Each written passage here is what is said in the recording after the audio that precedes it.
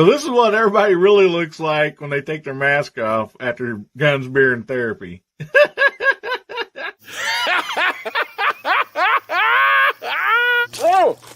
Oh my goodness. Try to take a shower here, guys. Come on, get out of here. Close your eyes.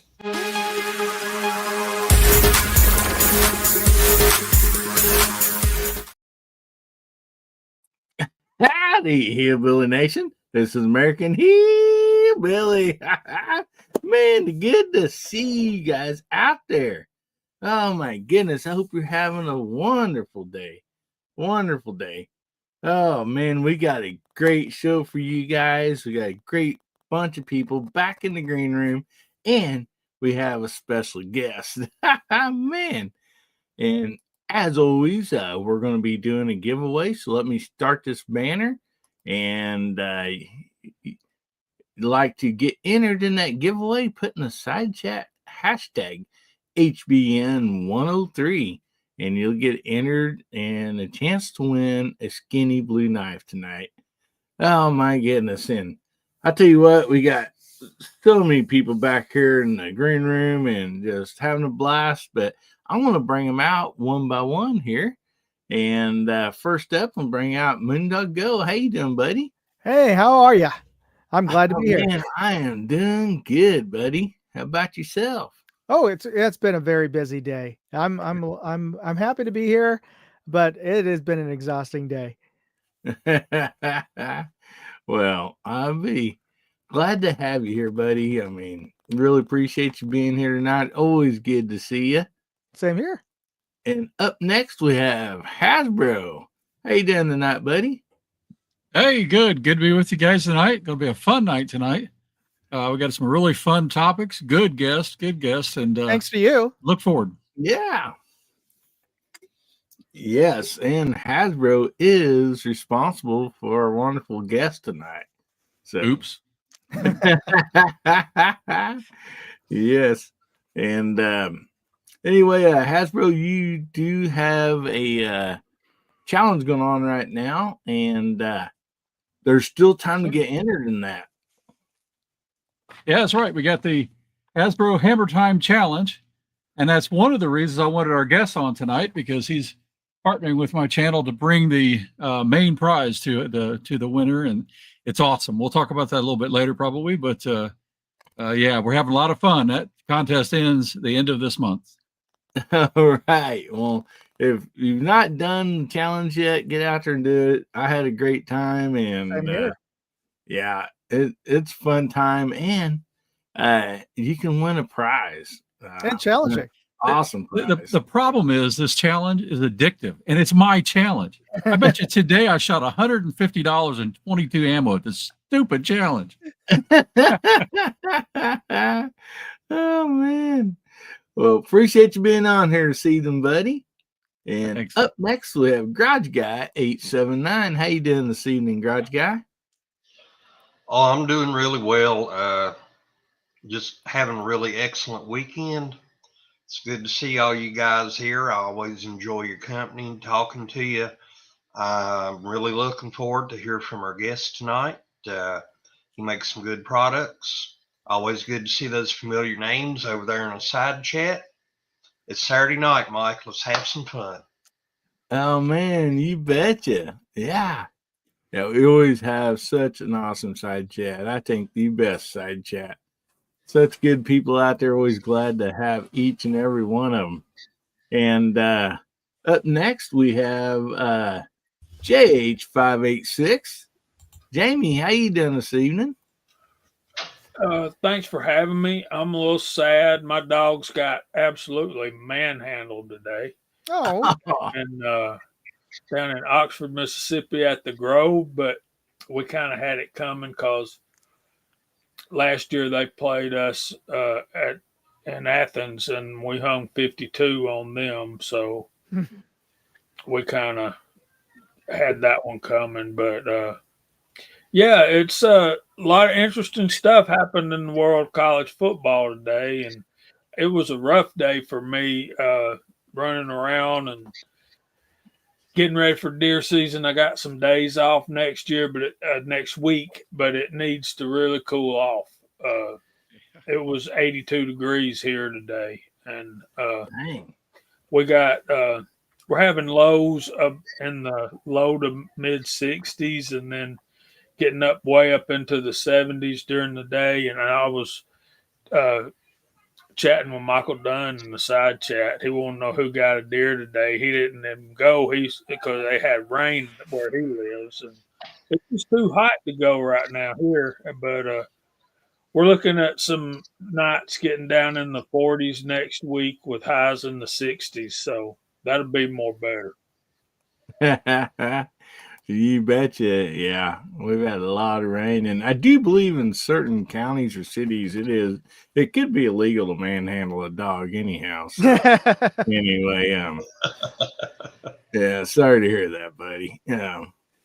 But yeah, we've had a lot of rain, man. We went from basically no rain at all for a long time to several days of rain. So my goodness. Well, it's good to have you here tonight, Jamie. Well, thank Appreciate you you for being on as always. And thank you. up next, we got everybody's favorite gizzard, Mr. Gizzard Gary. How you doing this evening, buddy? Well, I'm doing all right. Thanks for having me. Good having you, buddy. Oh my goodness! I assume you're getting about the same amount of rain as I am.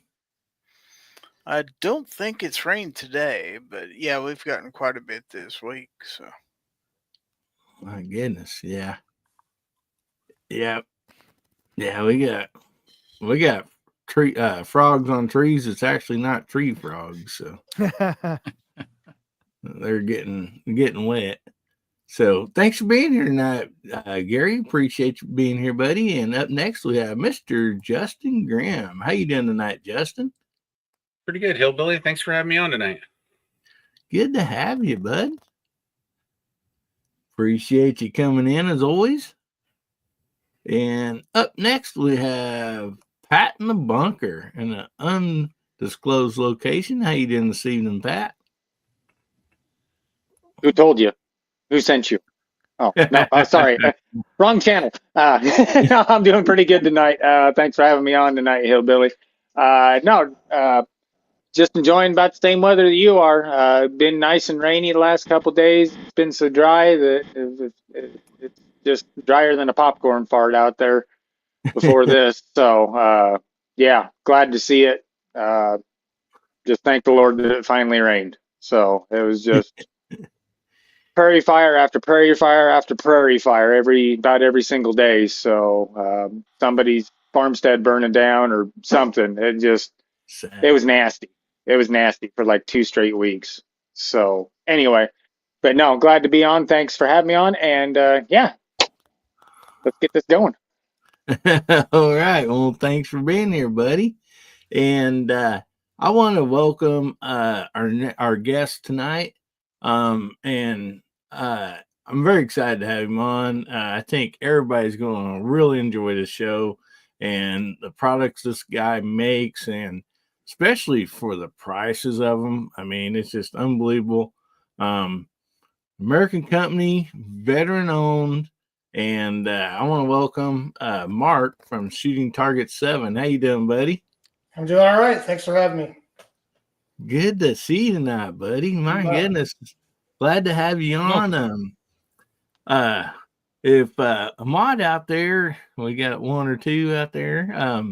Anyway, we would like to put up the link to Shooting Target 7.com there. Go over and check it out while you're listening here. And Mark's going to share a lot of stuff with us about his website and what he does and the type of quality and everything that they have with their business. And first to start out, Mark, why don't you tell us like how long you've been in business? Well, I started selling targets. The first batch I made was for my own personal use. I've always been I was a machine builder and then worked with hardened steels and stuff like that quite a bit, and made a batch of targets up for myself, and had a friend who was with the GRPD, and he really liked them a lot. And friends started asking about them, and I said, hey, maybe I'll start selling these things. And one thing led to another, and I'm still doing it. So, I enjoy it. The real thing I really like is the people.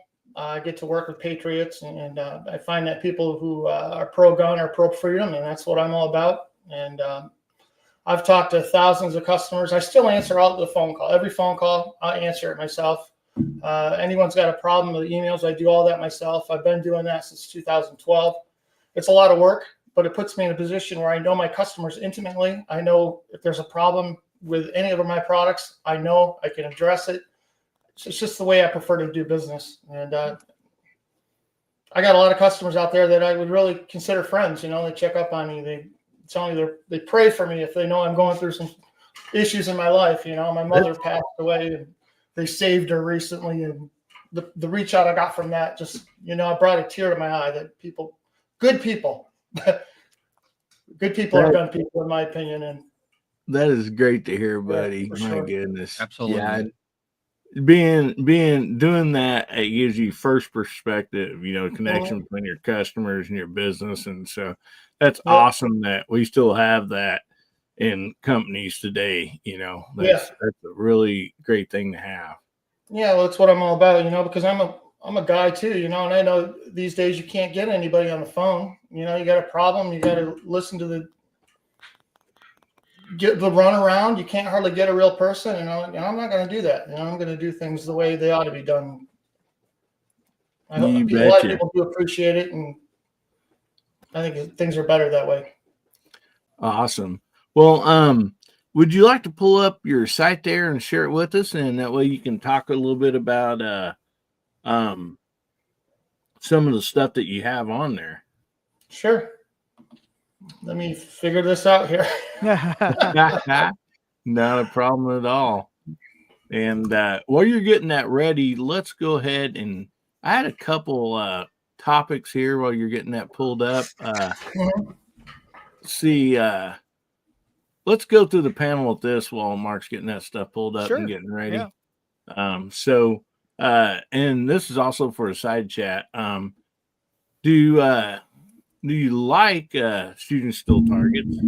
And what kind do you like to shoot? The stationary, the moving ones, the knockdown ones, stuff like that. And, just kind of your input on still targets. And Moondog, not everybody has the opportunity to shoot them. Not, every gun range has that. So, Moondog, we'll start with you. Not all of us are blessed with enough room or a town or ordinance that allows us to shoot in our backyards. But I do enjoy falling plates or just any kind of reactive steel plate target. And I enjoy hearing that ping on steel, but I do like seeing things move or fall down. And I try to compete at our falling plates rifle and or a pistol match when I can at my home range. I was actually there today. Surprisingly, it was a free pistol match, so no steel today. But usually on the weekends we'll have at least a couple of the members out there because it was my RSO day, so I was there working. But usually they'd be. I was surprised there was nobody there this afternoon, so it was just me and the other RSO just sitting around all afternoon. But usually there'll be somebody out there practicing with the steel plates, so we do and enjoy shooting those. Yeah, I had a friend one time tell me, he said, I like doing that pew ting. Ting. He goes, yeah, you shoot pew ting. And I'm like, oh, okay, yeah, I understand that. So awesome. So how about you, Hasbro? Yeah, I'm a proud owner of Shooting Target 7's products. I've got I would say abused, but I haven't abused it. But I've shot the fire out of the KYL, that one like we're going to give away, although he's got a new and improved one we're going to give away. But it is just crazy fun. I mean, you shoot that thing at 50 yards, and by the time you hit that 1/4 inch one, you've done something, and then move it to 100 yards, and you really know you've done something. Oh, it's a lot of fun. And I just last 2 weeks ago, I bought one. He had a mega KYL rack thing on just crazy sales. So I had to get it, and I haven't shot that one yet, but I will. And then I've got a bunch of hanging targets too. So yeah, I love it. You know, it's not just paper for me, right? It's ringing some steel. Yeah, I can share the screen whenever I'm ready. Okay. Yeah, we'll go ahead and go on through here, and we'll get that brought up. And we also want to let everybody know that Mark is gracious enough to give us a discount for the Hillbilly Nation.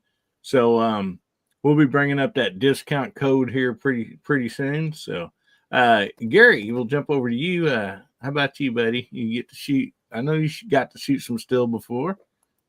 Yeah, not around here so much, but when I go to the range days like at SHOT Show and NRAM and polls and stuff like that, I get to sometimes. And at Thunder on the Prairie, I definitely do. One of my favorite places because they've not only got stationary steel, but they have like the Texas Stars and stuff like that. Which first time I tried that, I totally muffed it up. But the second time, once I kind of started to get the hang of it, it's kind of fun. But there's kind of a trick to getting yourself settled, you know, and it's just more of a challenge. And yeah, you do like to hear that feedback and immediately get feedback on your accuracy and stuff. So yeah, I love shooting steel whenever I get a chance. Awesome. So how about you, Jamie? You shooting them still deer in the woods or anything? Well, never mind. I'm not going to say that. Thank you, Ron. Appreciate that, brother. Amen. I love shooting steel when I can. I don't. There's not really a place around here that does it, but we go up to dead zero a lot. And when we're shooting at distance, they have these, the electronic target systems where you see your groups and all that kind of stuff, and that's big time fun. But down in the pistol bays, they have all kind of steel targets, and I think one of the things that's really fun, and Mark, if you hadn't made any of these, you really need to look into it, and that's dueling trees. Mm-hmm. You got two guys, and you got those targets there, and Yep. that is so much fun, guys. It is. I actually did sell a very unique dueling tree years ago, and it was I should bring it back. Yeah. Yeah, you should. It was actually people really liked it quite a bit. It had cams and everything. So a common problem with dueling trees is, if you ever notice, sometimes some of the cheaper ones, you hit one paddle and it'll swing the whole tree, and other paddles move and so on. Like when it slams shut, it'll cause action. Mine had cams and spring-loaded bronze to lock them in, so that wouldn't happen. Oh. It's kind of hard to explain, but people really liked them a lot. And I had a T1. My post, instead of being common A36, which would get damaged with steel, which a lot of the cheapo stuff uses, mine was T1, which bullets wouldn't hurt. It's quite hard, so that was more durable. But it was long, and they changed the rules on shipping, and they started penalizing everybody for shipping long items. So I had to do it. Okay. Yeah, everything changed, right? So I had to do a redesign, and to be honest with you, it's been about 6 years, and I just haven't found the time. We forgive you. Yeah, keep that on the list there. Keep that on the front it's a burner. pretty big list, but I get a lot of people to ask for that. But yeah, I did used to carry one. I agree, they are a lot of fun. I think anytime you can bring a challenge into a shooting scenario, it's fun. Yes, it is. Yeah. And I want to thank Michael Dunn out there for getting 5 memberships. Thank you, brother. Really appreciate that. And for anybody that's a new channel member, we do have a live chat for the VIPs only on Tuesday nights, and I do release a video just for the VIPs once a week. So anyway, appreciate Michael Dunn doing that, and then any new members that got that. So Appreciate it. So, Garage Guy, how about you, buddy? You've been shooting any Well, steel? I think a lot of people. I think a lot of people will agree with me. Once you go to steel, it's hard to go to anything else. And uh, anyway, yeah, gotta love some steel targets right there. I was wanting to ask Mark, is any of your products on eBay? Yes, they are on eBay, Amazon, Walmart. I prefer to sell direct because they all take a cut. Mm-hmm. And to be honest with you, Right. when I put stuff on Amazon, I sit down here in my basement bunker designing things on my computer and getting things just perfect and figuring stuff out. I'll spend months sometimes just plotting my products. You throw it on Amazon and it's like, here you go. Copy me. Yeah. Yeah. Undercut me. Yep. So I keep my best stuff on my own site. I don't want to put it out there because Amazon is a cesspool of soulless copycats. I'll bet. A lot of paste. Yeah, I and may have copying. Yeah. I might have bought some of your products on eBay. That's where I've got my steel targets from. Okay. And do you also make like the hangers and other accessories? Oh Yes. yeah. He's a full store. He's got Yep. everything. I'm not a huge fan of that style of mount that you just held up, and I'll tell you why. Well, Because you got that shaft with a spring there, and everybody thinks, okay, that's cool. Like it's going to move, right? But if you hit on the bottom, which happens a lot, it just binds. And that puts stresses up here that will eventually crack that target and could fail. It's not going to happen all the time, but it will happen sometimes. And when you're like me and you have a lifetime warranty, when you do stuff like that, you pay for it because you're replacing it. Right. So I do have a lifetime warranty on all my stuff when used as directed. But that changes the game because you got to make stuff that performs. Because if you don't, I was going to say that edges around the circle is where Hillbilly's going to hit with his 9mm and his 300 blackout. Except the problem is he's been out shooting me lately. Yeah. There's a lot of people don't realize. I went to friends' places on their property, and they would have the targets on a metal T-post, which is fine, but they would have the targets straight, and I'm like, no, you got to have them kind of facing downward a little bit. Yep. I try to angle everything. That's one of the things that I really shoot for. I want to make stuff safe for people, because it's better for the industry. It's better for people, and I don't want to hurt anybody. So all my stuff, I strive for angles. Yeah. The only thing I don't is steel challenge, but I'm mandated by the SCSA I can't make them angled. They have to be straight. For the Steel Challenge Shooting Association, they've all got to be standard. But they're shooting frangibles or something else, right? No, they shoot standard. They shoot handguns. A lot of guys do. They don't need to shoot they don't all shoot frange. Oh, okay. And they get as close as 7 yards, by the way. Wow, that's wow. Yeah. And you know what? They're still doing it, and they've been doing it since the 80s. So. Wow. Yeah, at least the ones I've shot in, it's 22 long rifle or pistol caliber carbines, right? We're not shooting too high, but still. Mm-hmm. Are they shooting a lot of energy? Are they just doing straight lead or anything special with the rounds? To be honest with you, I'm not a steel challenge expert, but I have a lot of steel challenge shooters that I talk to, and they shoot all sorts of pistols as far as I'm aware of. Yeah, they won't let you shoot solids, but I think you can pretty much shoot everything else. Mm-hmm. Wow. All righty. So, Justin, how about you, buddy? Oh, Justin, you're muted. You're hillbilly. Hillbilly. Well, actually, I shoot a lot of paper, but and I haven't been out lately. But about a month ago, a guy gave me a pair of spinner targets. One's for like pistol caliber and like 22. It's a little bit smaller, and then he gave me a heavy duty like 1/2-inch plate dual spinners. Got a smaller one on the top and a big one down at the bottom. But I really want to get an IPSC target though. That's kind of my next.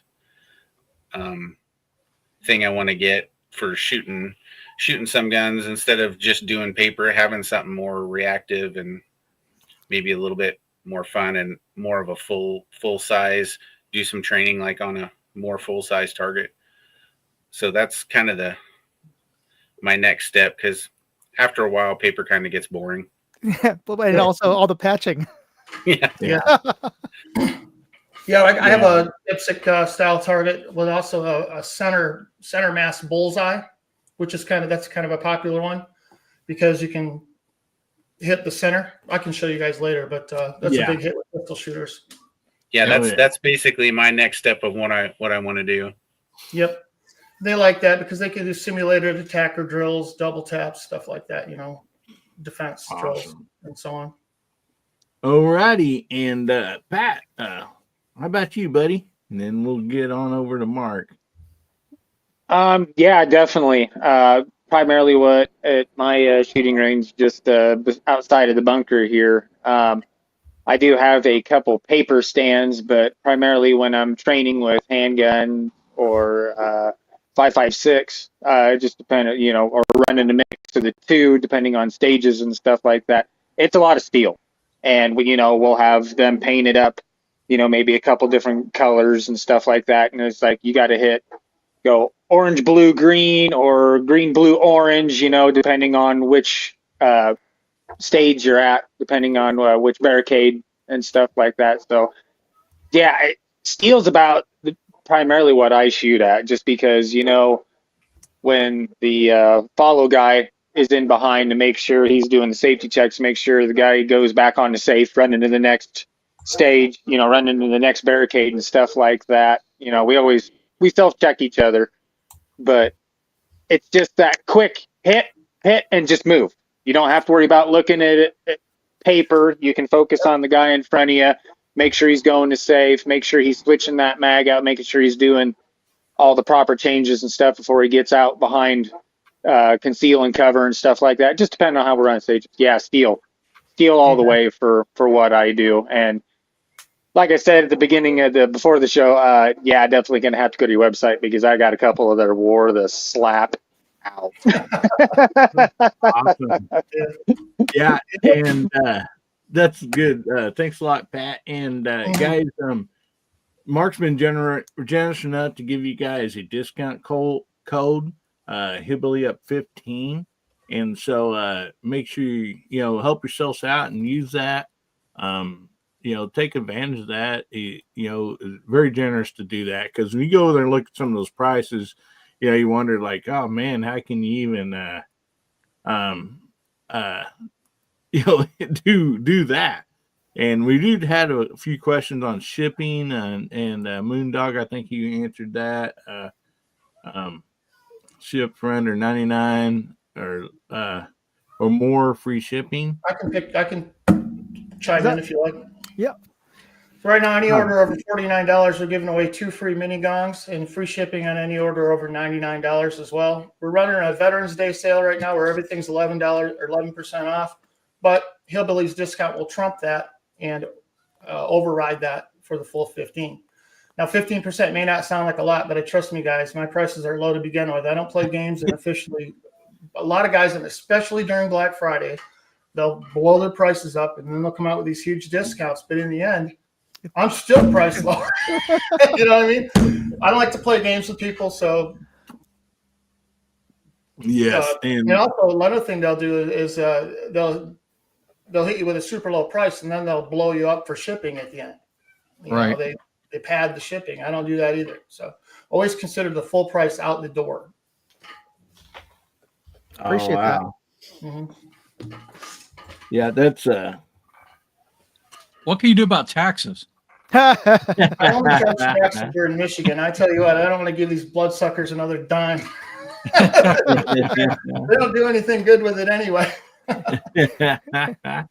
Well, before we give everything over to Mark for him to show his website and everything, Jamie, would you like to call up the side chat? We always like to recognize the side chat out there. They're awesome. A show would definitely not be what it is if it wasn't for them. And I got a hashtag already put in here. And so type in hashtag shooting target 7 and Jamie will shout your name out, guys and girls. So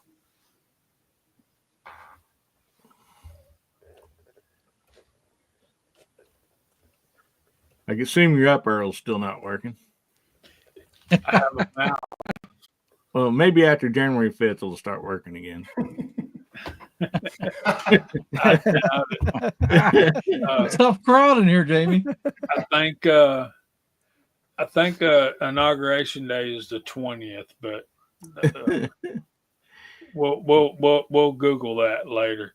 Of course, Hillbillyup's the host of the show, and of course he's going to be here, and naturally he gets in there first, and we got Hasbro on the panel, and in the side chat 270 Winchester rules.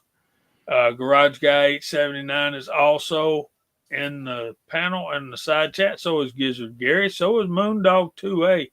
There's Michael Dunn, Alaska 1. Andy Patton, the bunker, is in the panel as well. Duffer 426, Mr. Bob, Ozzy Osborne, Justin Grimm's on the panel. Tim S. Agorizer. I hope I said that right. Edward Petty, Tactical Fudd, Artac and Daughters. Dwayne 7834, Agorizer again, Fuku YT, what's up? Boom, Dale, Pogue, Jacob S, Gizzard Gary, Make America Great Again, 47, Ron 2A Matters, Artac and Daughters, Bama Dad's out there, and he's in heaven right now. Or close to it. And Bubba Triclops Ballistics. Bubba. Hey, Bubba. Where is hashtag shooting target 7? Good to see Bubba out there. Yeah, he should be on the panel instead of out in that side chat. Missing him. Yeah, Michael, I need that too. Michael Dunn wants to know, Mark, Can you explain what the 1, 2, 3 mini target? Sure, I can answer that.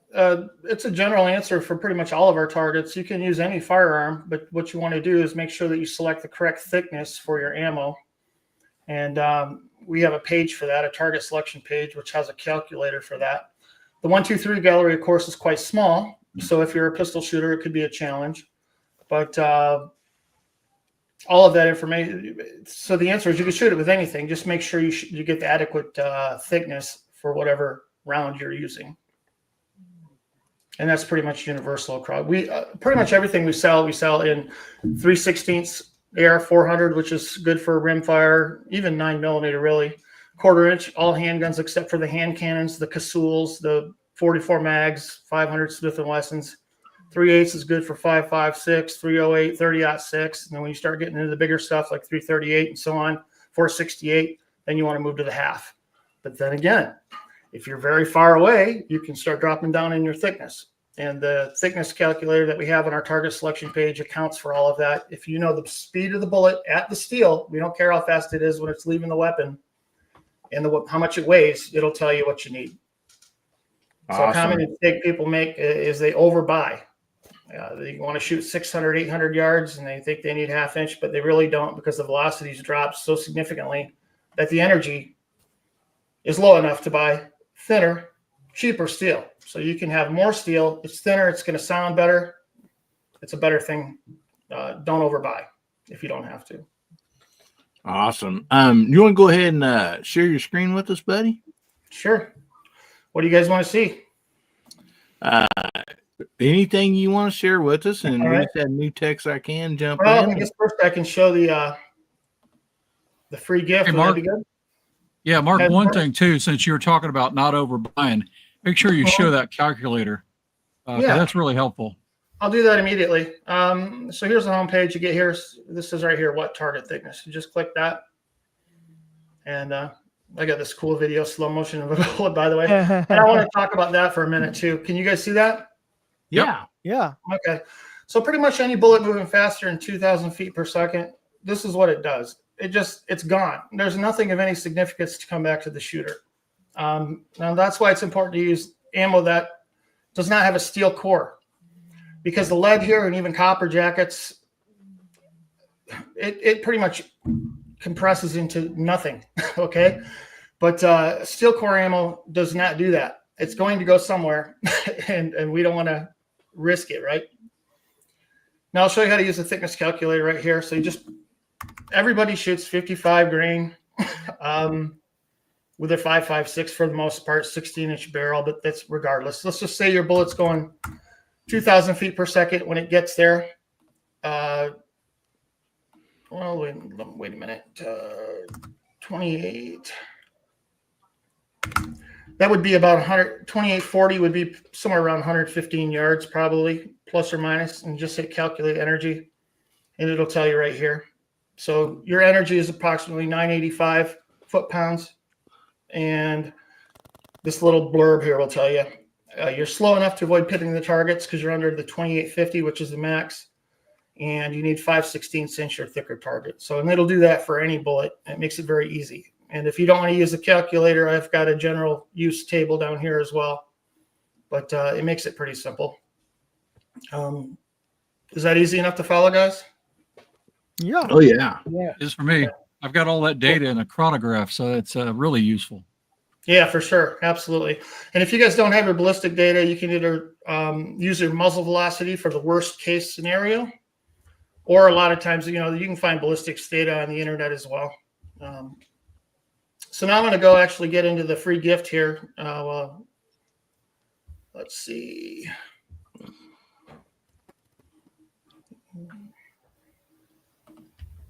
This is easily, I think, one of our most popular targets.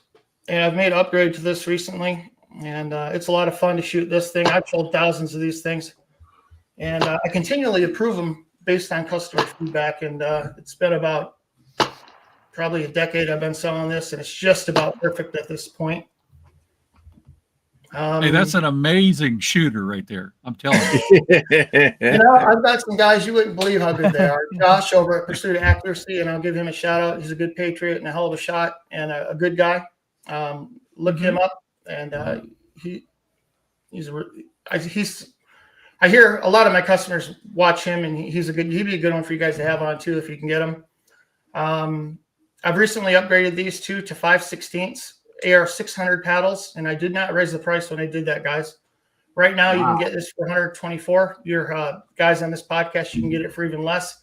That's a ridiculous deal. That ships free, and you get 2 free mini gongs with that. Okay, I'm not making a lot of money on this target. I'm hoping to make it up on volume, and I want to get. It's always nice to get new customers in the door because I have a very high retention rate because people love what they get. Okay. I've recently started making this as well with the 1/2-inch paddles for center fire. As far as I know, I'm the only one out there doing it. And I can point to a handful of people selling 1/4-inch paddle targets for more than this. Okay, and you're getting half here, so it's a really good deal. Mark, could I ask you a quick question here? We got one of our great friends out there, bench rest marksman, and he's asking, do you do international shipping? We do, but it's insanely expensive. I just shipped a KY out to Australia, by the way. I've shipped them to New Zealand, France, all over the place. I'll do it, but it is costly. I tell you, it's ridiculous. I was able to get shipping for like $95 to Australia. And that's only because I spent a lot of time for this guy finding the best way to get it there. But if I wanted to do it, if I didn't spend the time to do that, it would have been $140 just to ship. Well, that's where Bench Rest Marksman is. He's in Australia. Yeah. Mm-hmm. Okay, well, I just sent one to Australia. I got it there for I think it was $94 ish. I'd have to check, but that's what it costs.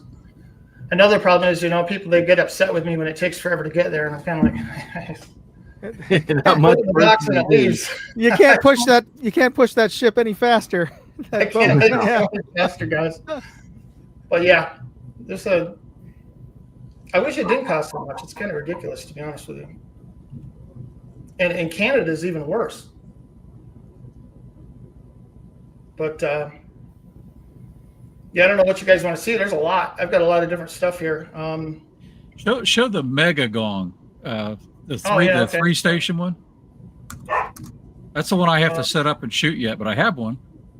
The ultra mega gongs or the ultra mega galleries, or I had the one that's the mega. I don't know if it's a gallery gong, has 3, like a KOL, but 3. That one there on the left. oh, probably right here, right?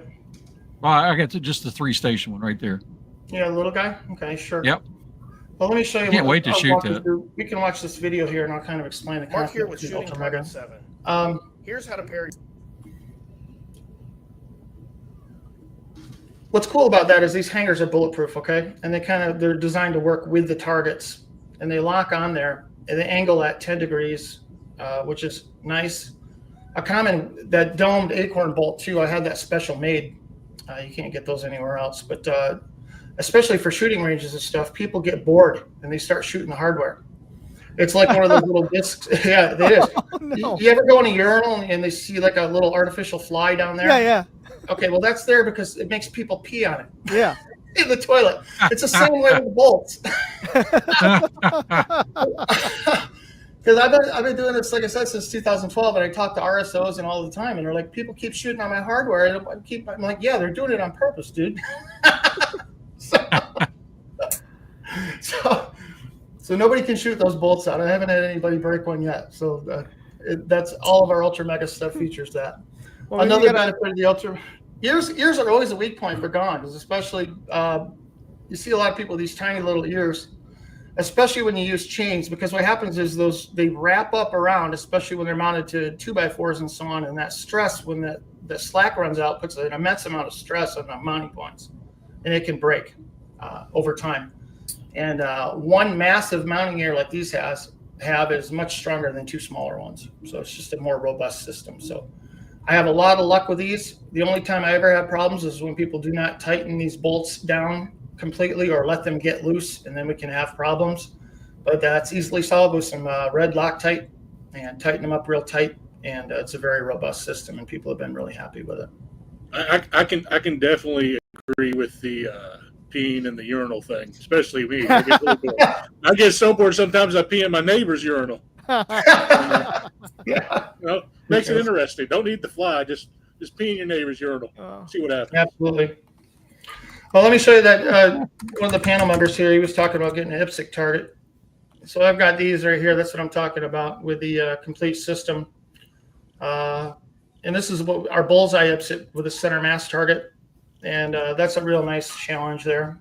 And all of our stuff is angled 10 degrees as well. And those use this static mount here, which can mount. What's cool about that is our static mounts can mount on T-posts or 2x4s, so you don't even have to buy the base if you don't want to. If you got your own land and you can pound a T-post in the ground, save yourself about $50 and not have to buy a stand and use it with a T-post, just like we're showing here. So I'm all about. I always try really hard to give value for money, and I know especially the last 4 years, boy, people have been hurting, and I want to make it as easy as possible for people to keep their skills sharp and enjoy the sport of shooting, So the easier I can make it for people to afford my stuff, the more stuff I can sell. Well, that is a sturdy looking bracket. My God. Yeah, it is. Yeah, it really is. Yep. And Hey, Mark, safe angles the targets 10 degrees, which again, I always strive for that for safety. Just a question on your design. Do you do everything in 2D or do it in 3D and then go back to 2D to cut it? I use Fusion 360. I make everything in 3D. Okay. Yep. Okay. Yep. And often I have a print farm too that I make a lot of parts with, and I'll do prototypes like that, and then we'll get them cut. And it's a process, my biggest secret weapon is the feedback I get from you guys, because I'm on the phone talking to you guys, and someone says, "Why don't you do this?" or "Why don't you do that?" I'll do it. I'll show you. I'll give you an example. Steve, if you're out there, this is a shout out to you, Steve Reynolds. This is my Reynolds adapter. Because well, there you go. Because Steve wanted to come up with a way to use my ultra mega hangers with the old style gongs.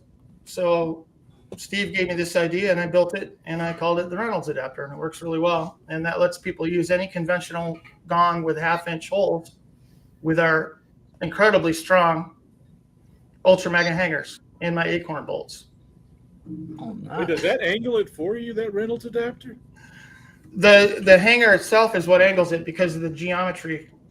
Yeah, that's what I was asking. That's cool. Yep, absolutely. That's it's really kind of smart. built in Yeah. 10 degrees. Yep. You know, one of the biggest problems is I have I'm a bit of a nerd, a design nerd. I like to design things. I'm not very good at communicating my ideas to people. You know what I mean? It can be hard to get people to read these days because everybody's so busy, myself included. But Well, it sounds like you're pretty good about communicating to people on Amazon. yeah, yeah. Well, you know what? They can see the numbers. They can see the sales volume and so on. So anytime you do anything well, it gets attention, Yep. and then the leeches come out. So I do have a question, and this might sound like a silly question. Mhm. Do you have any plates? Because I got a couple friends who dabble in air rifles. Do you have anything that, I mean, we're talking like all the way down to like just 22 caliber pellets. Do you Right. have anything like that? Because sometimes it's satisfying when you're shooting a pellet rifle to hear that ting. Oh yeah, absolutely. Yeah. In fact, my biggest customers are probably air gunners or airheads and rimfire people. I'll show you an example here. Here's just the ultra mega targets that we were talking about. See, all my stuff is available in different thicknesses. Uh-huh. So 3/16, all that's exceptional for rimfire and air gun. Mhm. And it rings loudly. It's much less money. And see if I could find my, you know what, I can't. Anyway, 3/16 can be quite loud with rimfire, and you don't want to overbuy. So yeah, like I said, pretty much everything we sell is available in all these different thicknesses. So except for Steel Challenge, because that's obviously for Steel Challenge. But I wasn't here for the first part of that, so thank you for reiterating that. Oh, sure. Sorry. Hey, Mark, speaking of that kind of targets, I shoot some NRL 22 occasionally through the year. I can't get to every match, but they have their own like unique set of targets and stuff. Have you thought about doing those, or is that something you can't copy, or what's Well, the deal I'm with glad that? you asked. He has some. I do. And Or mine are NRL? yes. And I missed it. I just released these, and they're pretty sweet. Aha. By the way, guys, you noticed me struggling a little bit with my own website. That's because I'm retarded.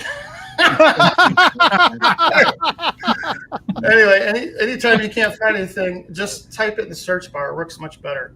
So here's my NRL system. I did it differently than everybody else. Now you can. Wow. My prices are great too, by the way. If you know. Oh, that's way cheaper than what I've seen. For a complete set, but this set gives you so many benefits that others don't. And I'm just going to play this video and let you guys watch, because you can do stuff with this set that you can't do with any other set. Should I turn the audio on? Our new 22 NRL target package brings unmatched versatility and portability to your range. Oh, damn it. I'll start over. Sorry. Hey, Mark here with Shooting Target 7. What if I told you our new 22 NRL target package brings unmatched versatility and portability to your range? Stick around to see how this setup can transform your shooting experience like never before. Conventional NRL target stands work fine, but they limit your target placement options due to fixed hook positions. The small gap between the hooks and frame base allows for little movement, making hit registration difficult at longer distances. Many shooters have reported that the bases can be hard to pound into the ground, especially in rocky terrain. Our system uses affordable T-posts, easily found at any big box hardware store. The Shooting Target 7 NRL kit can replicate any course of fire conventional kits can, including single targets, double targets, and KYL targets like this or this. That's cool. As you can see, there's much more room for the targets to swing, making contact confirmation easier. The real magic is in the endless combinations made possible by varied spacing and the use of hangers and targets, enabling custom stages and unlocking countless new possibilities for RSOs, match directors, and backyard shooters. Here, I'm demonstrating how easy it is to move this target stage using our optional T-post leg kits, which are included in the Deluxe kit. This stage has more targets and mounts than usual, but I want to showcase the versatility and portability offered by this NRL set. As you can see, it's stable and can easily be moved around with just one arm. Okay, that's it for this video. If you have any other questions, please submit them in the FAQ below. That is gnarly. I tell you what, having set those things up, that is awesome. Wow, that's really neat. I've never seen it set up like that. That's really friggin' cool. Yep. And there's not, there's, Yeah, really. yeah, And I'm a there's nothing farm more boy, so rewarding than I hitting those things. yeah, and I'm a farm boy. I love being able Yep. to use a T-post. That's awesome. Yep, we have a lot of customers too. They say, "Why don't you make an NRL kit? Why don't you make an NRL kit?" And they're like, "Well, I hate." They didn't. A lot of people don't like the stands and the little bases and having to pound them in, especially guys out west in the rocks, right? Yeah. You can see how the leg kit. It's pretty sweet, really. You can just pick these things up and move them around wherever you want, which is really cool. Now here, this is actually the Airgun Nation. The owner of that has a set, and he sent me this picture, and.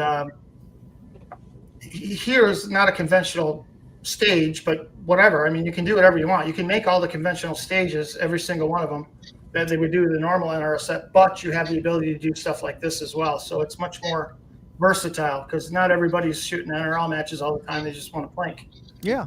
But you can do both here, and you can pick them up and move them around without having to pound in the stands. So it's pretty. It's cheaper than what else is out there. So. Oh yeah, it's awesome. Yeah. And you're using the conduit for the legs too. So if you Yep. damage it, you can still replace it. Absolutely, yep. Okay. Yep, and I got a video that shows how to put that together. And that's actually really clever too. It's got a nice urethane base here that the foot that can. It's a clever system. It really is. It turned out great. awesome. Yep. And I also seen that you do have some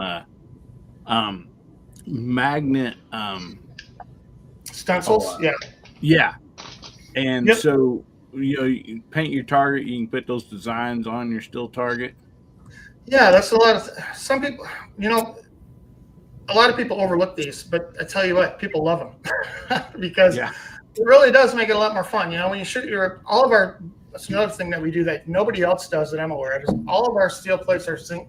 Everything we sell is zinc plated, and that's so much better than paint or powder coat because it's actually bond. It's not a coating or like powder coat or paint that's quickly shot off. Believe it or not, the zinc plating, as long as you're using them within parameters, will even survive hits and spall. This is especially beneficial on target stands and stuff like that because normally the spall will come down and strip all that paint or powder coat. Then you got a rusted mess. That doesn't happen with our stuff. It resists spall.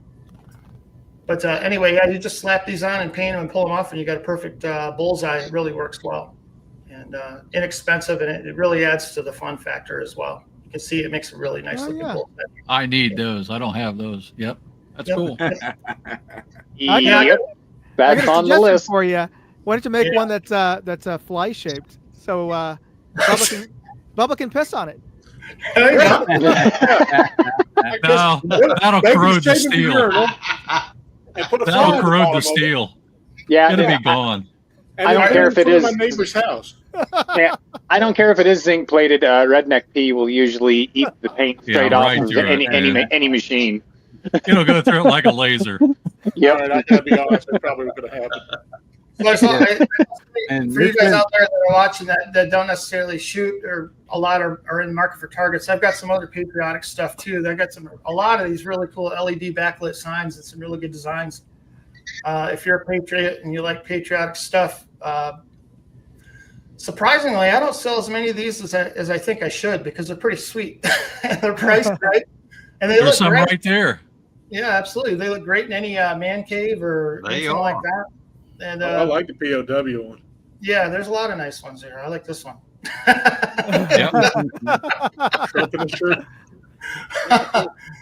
But proud to be an American. Hell yeah, absolutely I am. But I like this one too. Yeah, and Christmas just around the corner. Those make excellent gifts. Yeah, I want absolutely. I only bought 2 of them. I went the socialist disting one. There's a whole bunch more there. Yeah, for sure. You need to make one that says balls need to be DD12. What is that? Just saying. Tim Walls needs to be DD12. Let's do that. Oh yeah. Yeah, definitely. Got that right. Now, I'll tell you, Mark, do you make those, or do you have I those do, made? yeah. No, we make Wow, those in house. Oh, Yeah, That's cool. Mm-hmm. Laser etched, I guess. All or- right. Yeah, you have to over here. Yep. Very cool. I feel like I should say what that means. DD12 means they get dishonorably discharged. Yeah. I'll go ahead and say that just in case anybody's curious. You need one that has a tampon on it, and then has that. Oh man, I had a customer email me one time and complaining to me that this was offending him. The Guns and Titties one here. I sell probably 10 times as many of these as any other. I'm asking my wife for that for Christmas right I now. was gonna say, it might not be all males that buy those either. I even have her Where's teacher. Abby at? Abby will buy that. It's funny, you talk to people and just like can't please everybody, I guess. We have a question out there, Mark. Jacob's asking, what's the T-post hanger called again? Oh, this one. Well, I have a number of them, but this one is a just type static in the search bar. It'll pop right up. Ultra Mega Static Mount. Awesome. And I do a similar thing here with our Steel Challenge. If there's any Steel Challenge shooters in here, our Steel Challenge target here also can utilize any 2x4 or T-post, and that saves quite a significant amount of money because any Steel Challenge stage requires 5 bases, which is a very significant expense. However, like if you got your own land, you don't have to do that with my system because you don't need to buy the bases, and that's a huge savings for Steel Challenge shooters. Yeah, and So I also noticed you had also a lot of different hardware, straps, a lot of that stuff. Yep, absolutely. Too. Yep. That's kind of the biggest challenge is I got to watch myself or I get too many. But yeah, I even sell chains. And I'm going to give my chain speech here because I have to. This is the worst way possible to hang targets on the face of the earth. Okay. Sure. Don't sugarcoat it.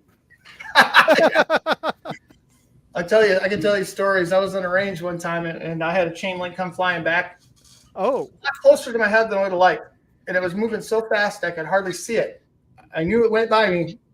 But after that, I'm like, man, I do not want to sell chains to people. There's a number of reasons that the bullets can come in these corners and go out the other. The chains are far more dangerous than targets. That's why so much of my stuff, I'm very cautious about any returning curves that could bring lead back to the shooters. You want to be as safe as possible. And chains are not it. That's an old antiquated way of hanging. But you put them up there because your customers are asking for it? They want them. Some customers demand them. I mean, I'll tell them, but I'm not going to push them on people, I feel bad about it. I would much rather, the straps are much safer if you have to do it that way. Mm-hmm. And these are actually, what's going on here? These are actually recycled aircraft tires, so they're very, very strong. Our straps that we sell, and we have a number of different ones here. And that's a much better way. They last an amazing amount of time. The bullets pass right through them, but they're almost like self-healing. Mm-hmm. And hundreds and hundreds of hits that these can handle before they fail. It's quite surprising, actually. Much better way, much safer. Buy these, not the chains, if you're going to buy chains. Buy the straps. Don't buy the chains. Yeah. I have a quick question. I do hang most of my stuff with chain, but it's not conventional chain. I actually use like 60 heavy Baylor chain. Yep, I know. So it's all squared corners. It's not round. Mm-hmm. Have you ever had anybody use that and have any problems with that, with any debris coming back? I haven't, but that's not commonly used because you're probably aware that's quite expensive. Well, this is all wore out stuff that I pull off of my equipment when I get done, like at the end of the season. So it's not brand new, but it's not You know, the Sure. pins and everything are still in good shape. It's just, Yeah. you know, it's at the end of its lifespan as far as actual mechanics. Sure, I get it. So, Yeah, I would think that would and be much better, but in reality, the cost of it is going to keep it from being used often. But I think you're okay if you have it. It's certainly much safer than the round chain, conventional chains. okay. Well, I was just curious because that's typically what I use. Because when I first started using, when I first had my first target, um, I did use regular chain, and I did notice if somebody else was shooting at it that was just kind of starting out, you'd always have like a little tick or a piece come back at you, and it was just like, oh, well, that's not good. So that's when I Yeah. switched everything over to that heavy 60 roller chain, and Yeah. I've never had a piece, whether it was 5.56 or 22 or 9 mil. I've never had a piece come back, even at that bare minimum of 7 yards with pistol, Right. you know. Yep. So Typically, if you get something to come back at you and you're doing everything right, it's just going to be a very, very, very lightweight flake of lead. yeah, You know, you wouldn't want to get one in your eyeball, but you know, you're not going to be put in the hospital from it. right, So, right. yeah. So I just Unless you're doing something stupid, you know, like shooting your AR-15 at, like we were talking about earlier, 10 yards over tannerite at your steel targets. Yeah. oh boy, no, I'm a little crazy, but I'm not stupid. Right. So as long as we're not doing that, I think you'd be all right. Okay. Oh, another question before I forget. Those bullseye targets. Um, is that with the painted magnet, or is that another piece on the backside, or how does that work for those center bullseye target? Yeah. Yep. I better have a good picture here. So that's the back of it right there. And Oh, you'll notice nice. some sellers use like a rubber strap or whatever. We use chain. It's much more durable. Chain behind the targets is fine. Now we ship these with chains, okay, but that doesn't mean you have to use them. We also have the Ultra Mega. Anytime you see a round hole with a slot up top, that's compatible with any of our Ultra Mega hangers, and that's the preferred way to hang those. So these can be hung from our static mounts if you like, as shown here, from either Nice. T-post or 2x4, or the Ultra Mega hangers. This is a hard bar hanger, which I'm not going to get into. That's something that probably should be replaced with the Ultra Megas. But you can see that angle's at 10 degrees. It's much safer. We've just eliminated those chains here that are exposed to the bullets. These are hidden by the plates and are not a safety issue at all. So that's the preferred way to hang these, either that way or that way. But yeah, this is definitely a crowd favorite. People love these. You can tell when you hit the center, and it also slams shut again. You can hear that as well after. And it's always kind of fun, you know, to everybody wants to shoot the center. So you can tell when you don't. And since we're talking about the bullseyes here, I actually just released these, which is I'm not aware of anybody else selling these yet. And these is our biathlon targets. I'm still working on getting this.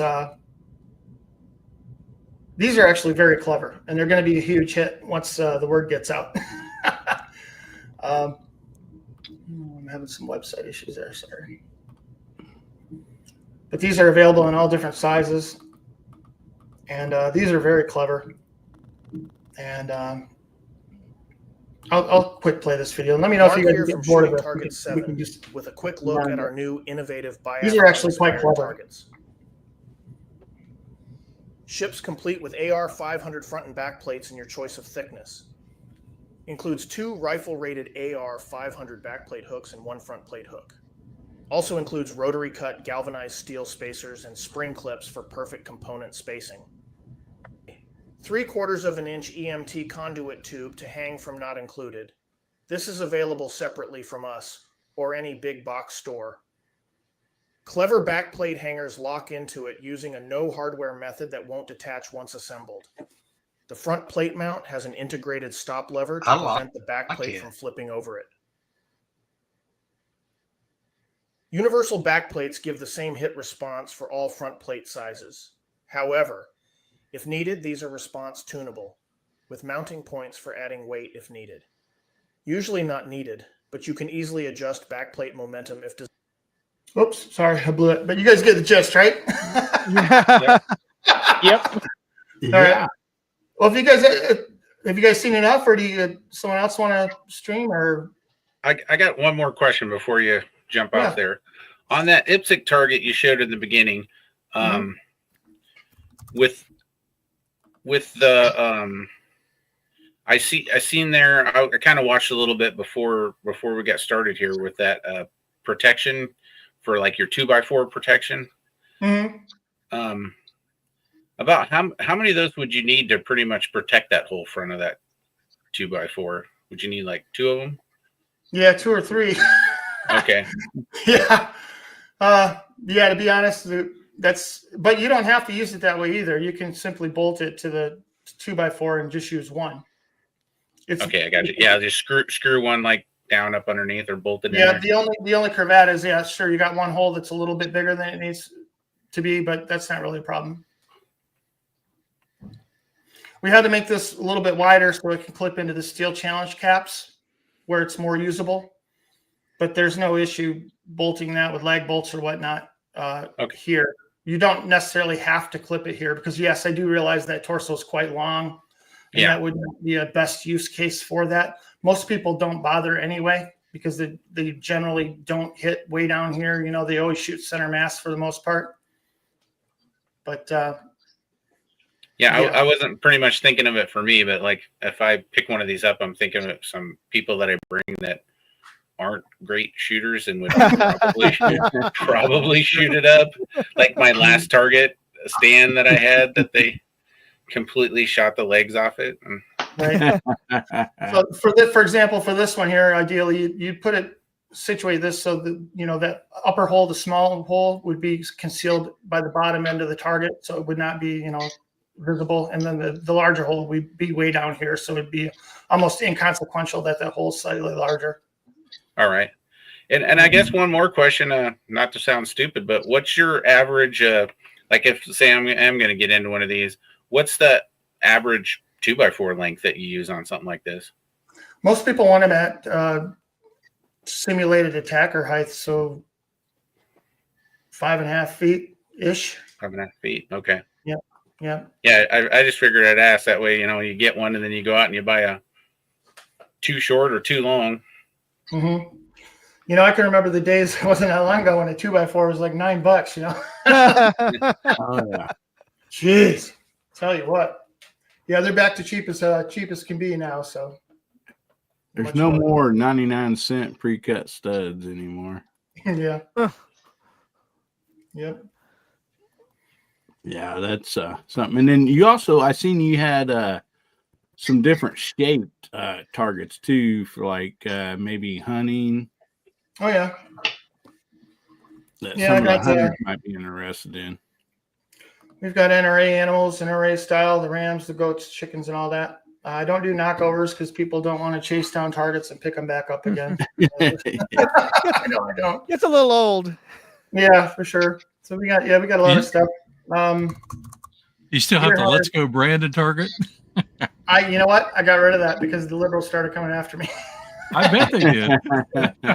You have one of a duck. I cannot stand ducks. I vent my anger on the evil bird that is duck.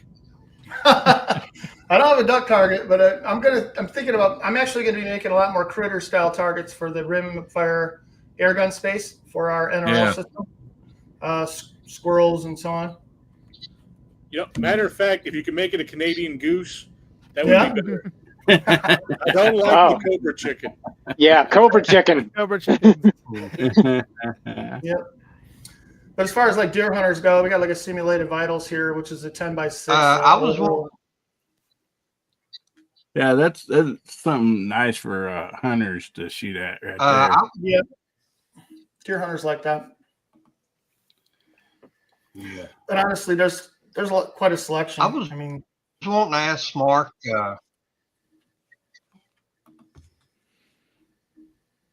Go ahead, Garage Guy. I was wondering. Everybody here knows Hickok 45 has that big gong target 80 yards on his range. I was wanting to ask Mark if they make anything close to that kind of gong. The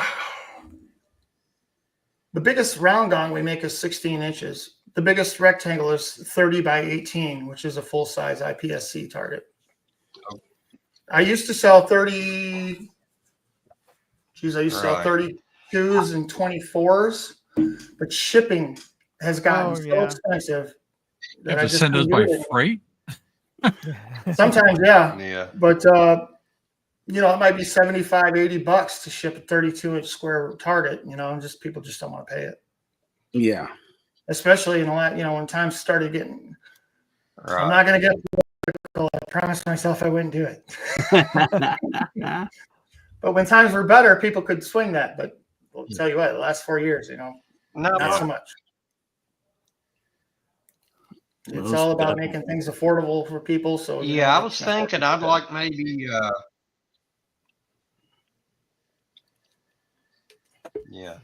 I was thinking I'd like to get some kind of gong target, put it out about 50 yards, and it'd only be for handgun use. Right.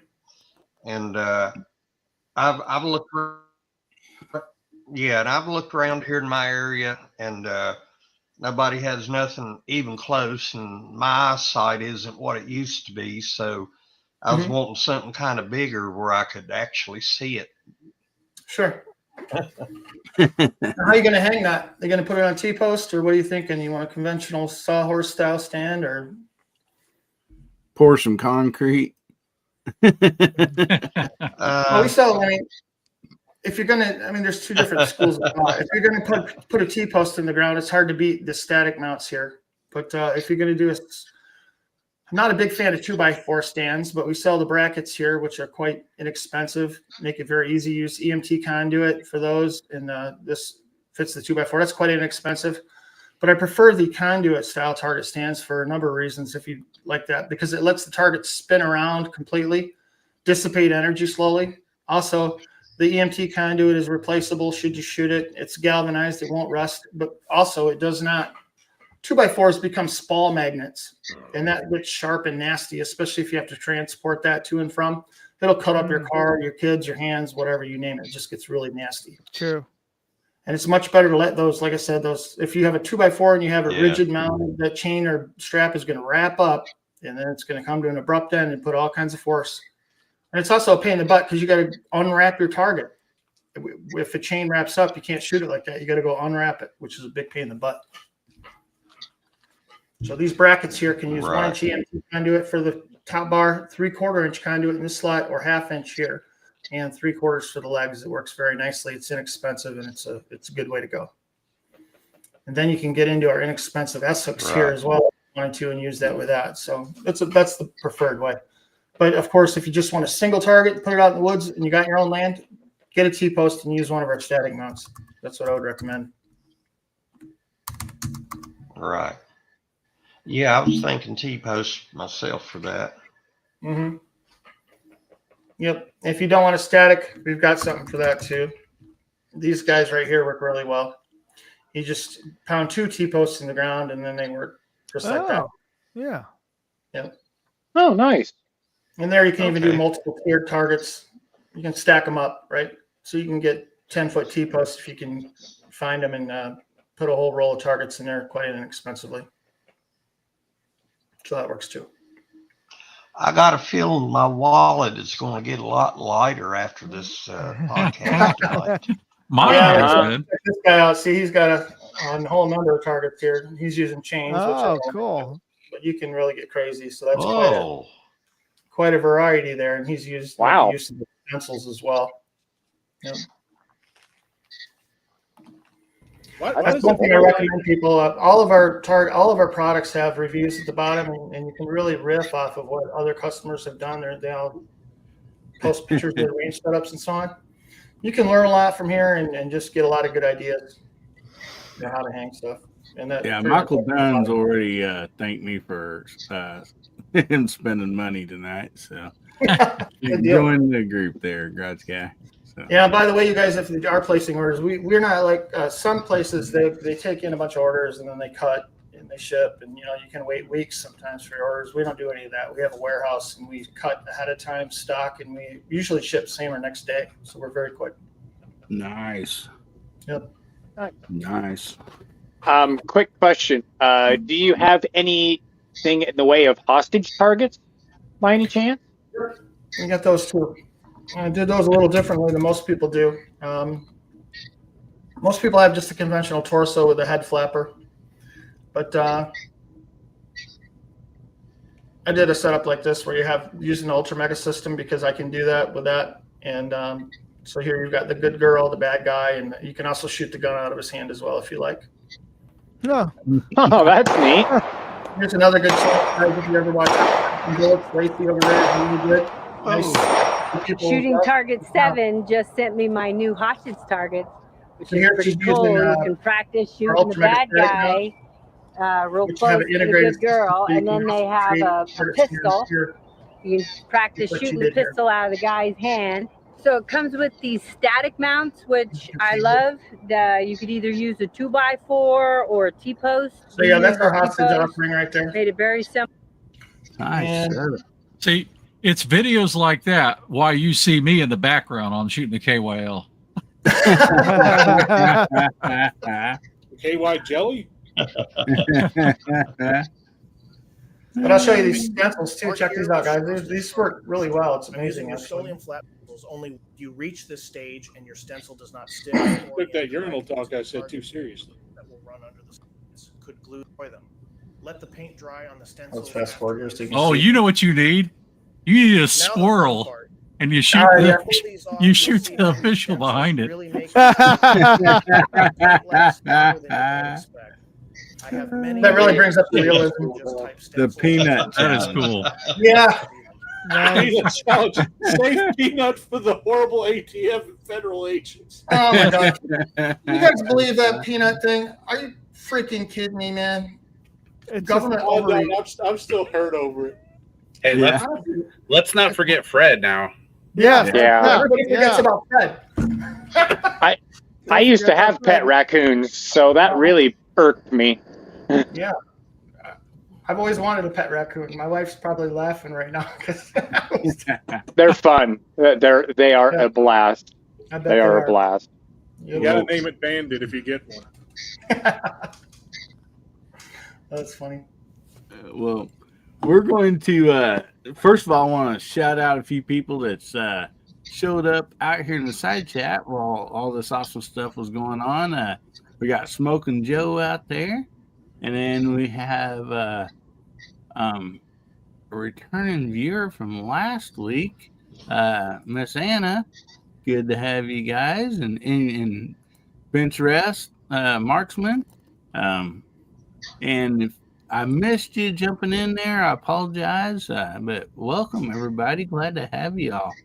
And man, we're going to come back to you, Mark, here in just a minute. But we're going to do a few giveaways, and everybody likes them giveaways. So anyway, if let me change this banner over here to this right here.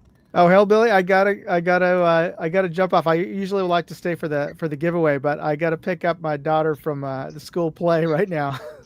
Alrighty. So on that, do you want to show that hat, and we'll do that first? Yeah. Sure.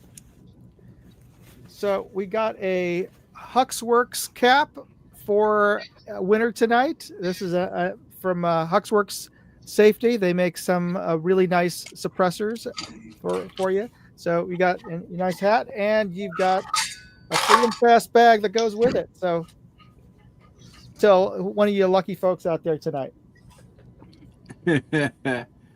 Awesome. So we're going to draw the first one.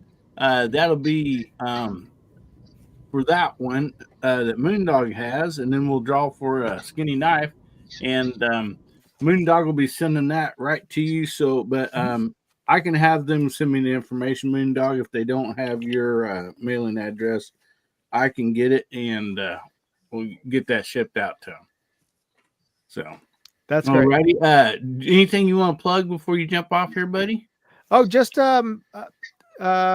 tune in to my TMI live stream on Wednesday evening, 6 p.m. Eastern, 3 p.m. Pacific, and 5 p.m. Central. All right. Awesome. A lot of fun, guys. Don't miss it. Good seeing everybody, and good meeting you, Mark. You bet. You make some really cool stuff, and Thanks, I just emailed a link to the president of my gun club. Say, hey, we got to get some of these for the range. Hey, I appreciate it. Awesome. Thank you. All right. Good night, folks. See you, Moondog. Good night, buddy. Good night, man. Thanks for being here. All righty. So let's do the first giveaway here. And I'll bring the screen up, and we will do the first giveaway for that hat and bag that Moondog just showed y'all. And the hashtag is HBN103. So make sure you get those in there. We got way more people than that watching, so we'll give everybody just a second to get their hashtag in. I'll write this down.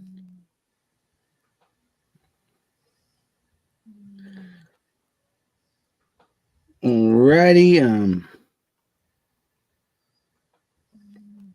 So would somebody like to do the countdown? How about you, Bubby? You hadn't been here for a while. We've been missing you, brother. So, All right. Let's see here. 10, 9, 4, 5, 6, 7, 3, 2. Roll that beautiful bean footage. alrighty. That's how they count in Kentucky out there. That's right, up in the hills of Kentucky. Ron, 2A All right, matters. Ron. Yeehaw! Congrats, Ron. Say something if you're out there, buddy. You do have to be present to win. So give us a shout out there in the side chat, and we'll then you can email me at AmericanHillbillyup@gmail.com with the name and address, and I will get that to Moondog and he'll get sent out. And if you did not win, don't worry. We're going to be giving away a skinny blue knife next. Hurry up, Ron.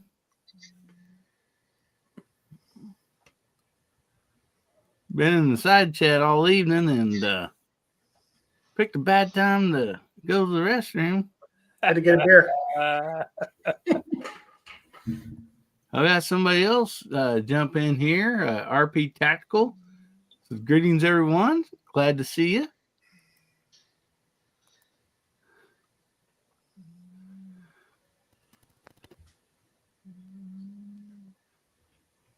Roll. Doggone it. Think so too, Mike. I think he may have left. We'll give him just a few more seconds. There he is. Ah, there he is. Yeah. All there he right. is. Ron today matters. All right, buddy. Man, you got in here just by the skin of the hat to win that one.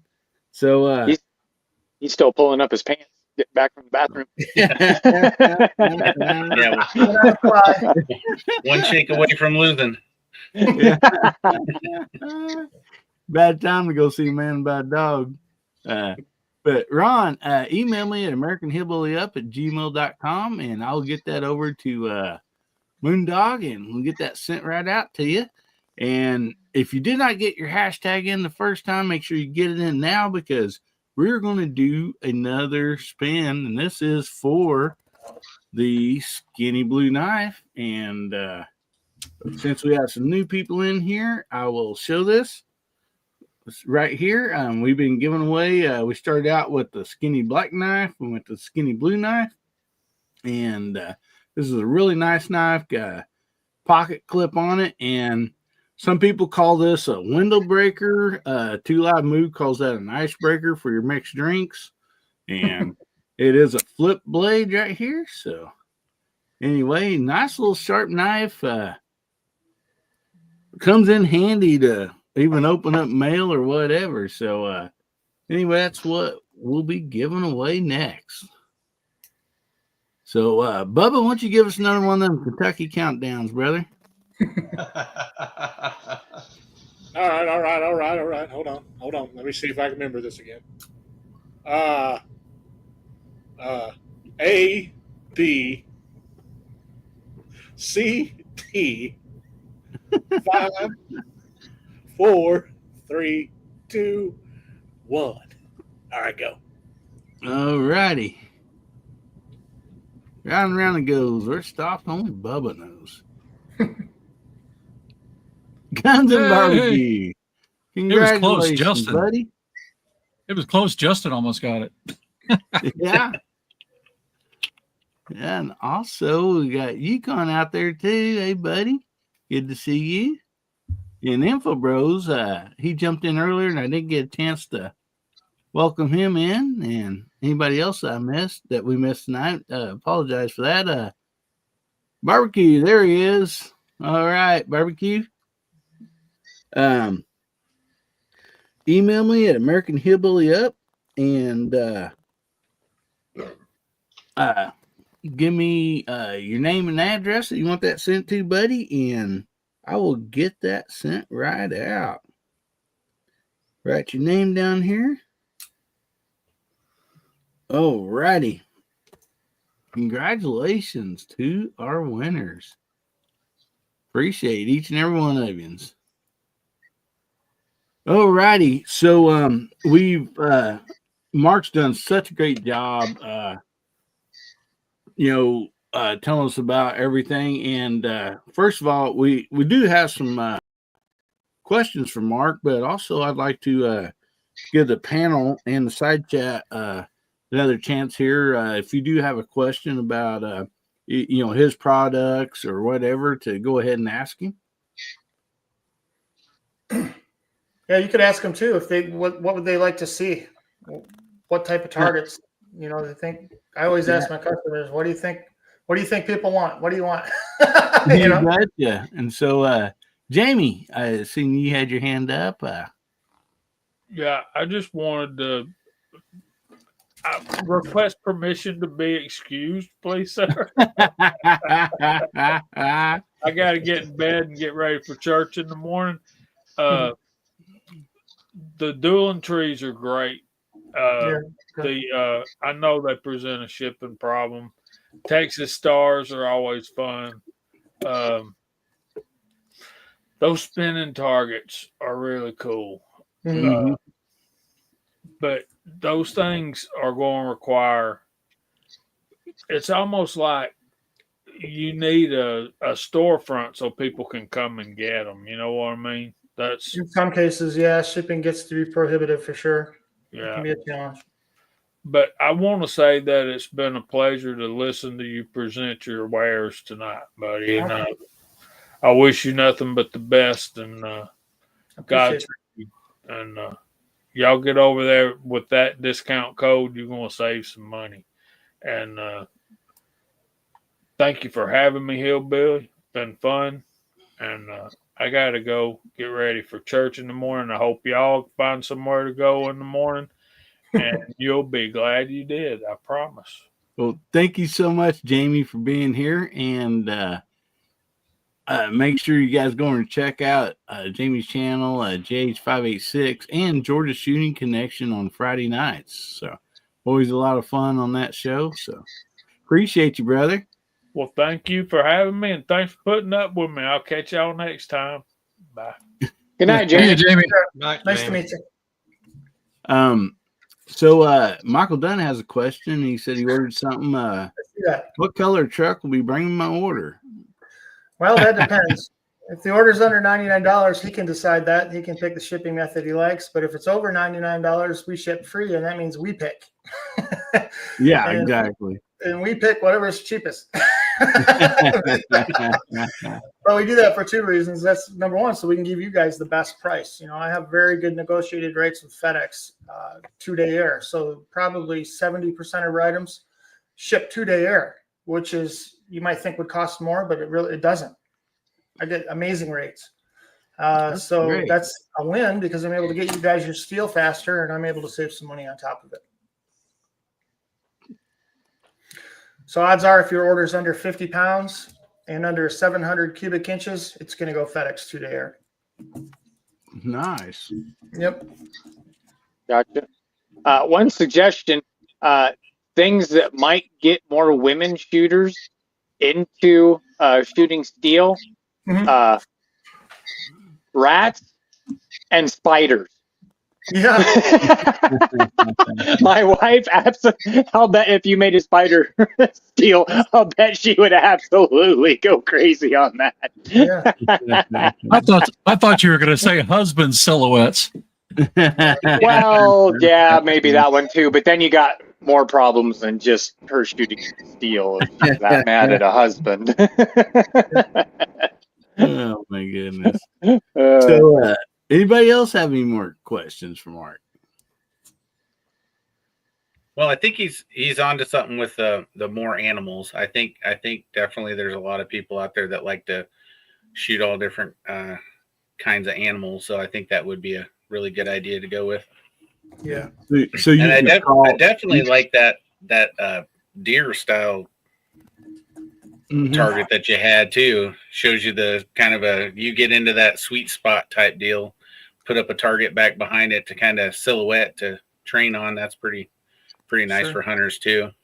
Yep. Yeah, you could hang that. I think because like I have a bow, full size deer target for my bow, and you can put that, in front of that, and then just be hitting that, and so yeah, that would be. Yeah, those always pick up around before deer season. People like to get those skills sharp.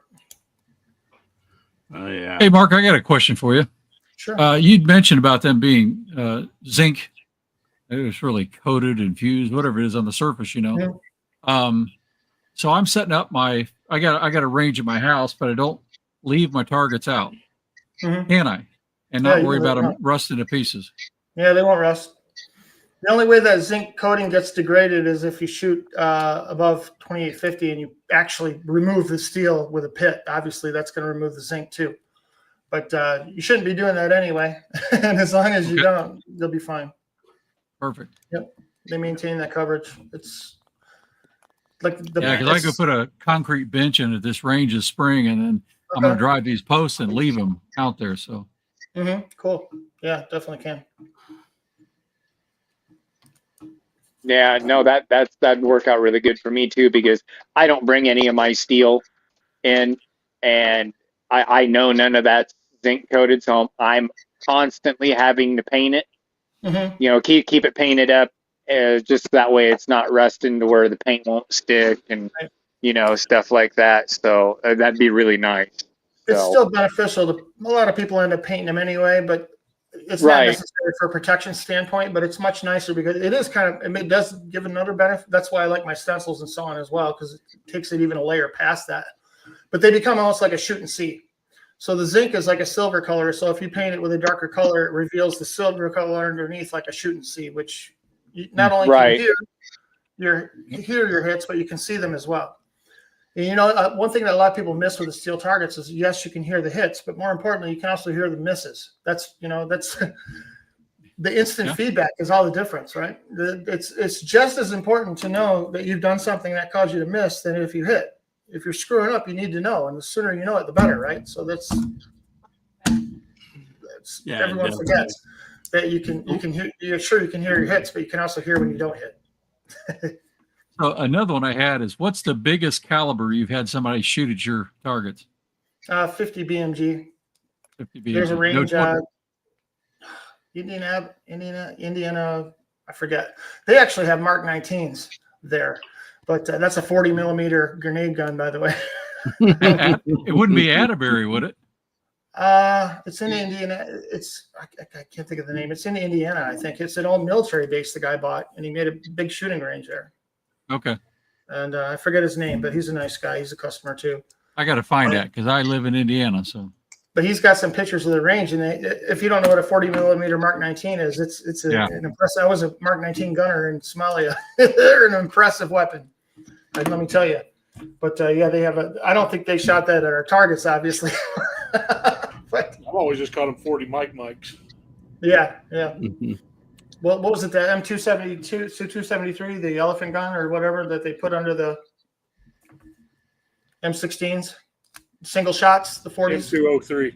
M203. Duh. Okay, yeah, right. Same round, except you can shoot hundreds of them a minute. Yeah. Michael Dunn's asking about the warranty.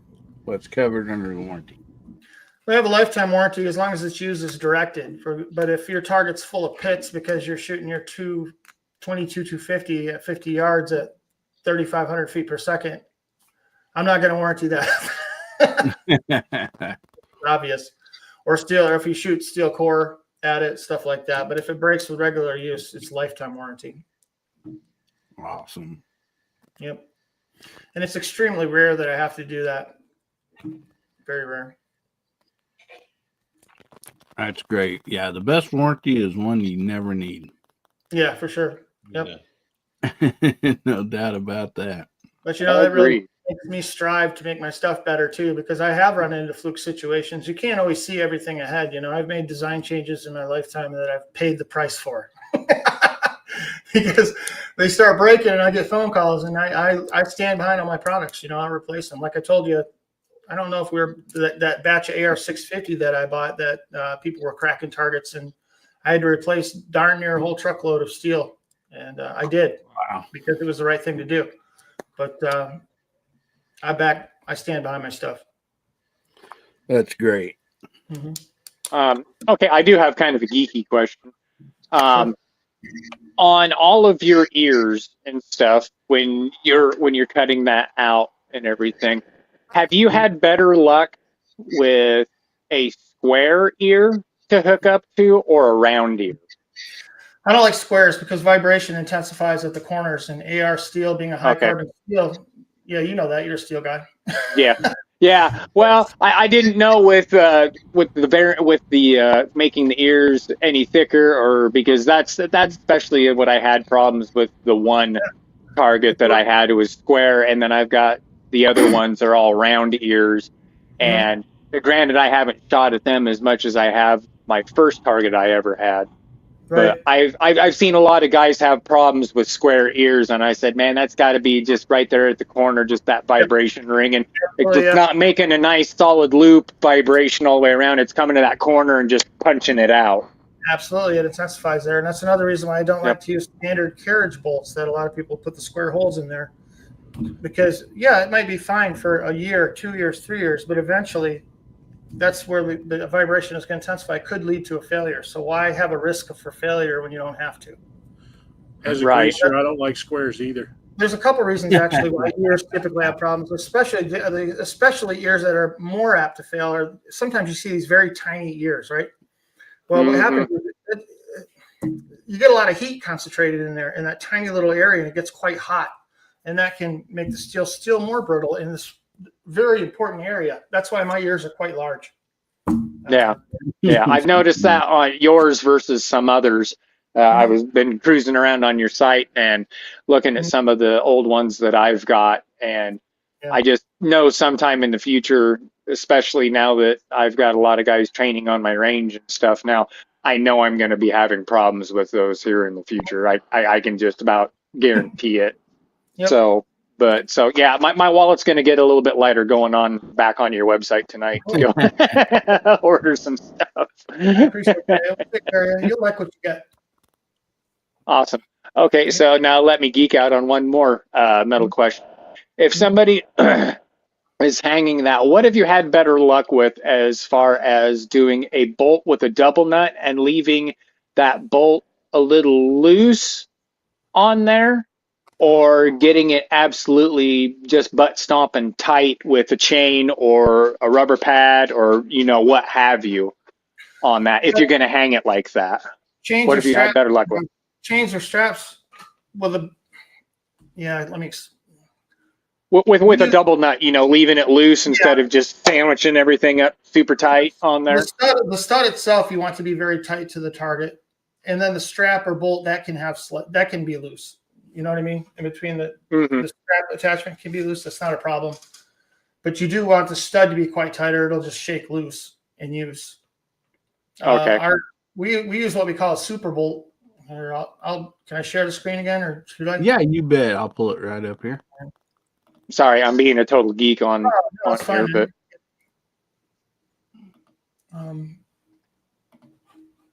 Are we sharing? Yeah. Okay. Yep. So I use what I call these super bolts. And I had these custom made too. And they're round, but you can see they have a 1/2-inch little shelf there. And that goes into the 1/2-inch hole. And they're domed a little harder, heavier. These are harder than a standard carriage bolt that you're going to get. Those are like grade 8 equivalent. And what we do, they even have an end on here that you can put a hex bolt in, an Allen key, which assists you with tightening these down. And I don't have a video on here, and I should. I'm gonna have to add that. But anyway, regardless, we have a jam. We use round holes, but you take, even though that's not a carriage bolt, when you use the split washer and a jam nut and lock that down, it will lock that very solidly to the target, and it will not spin.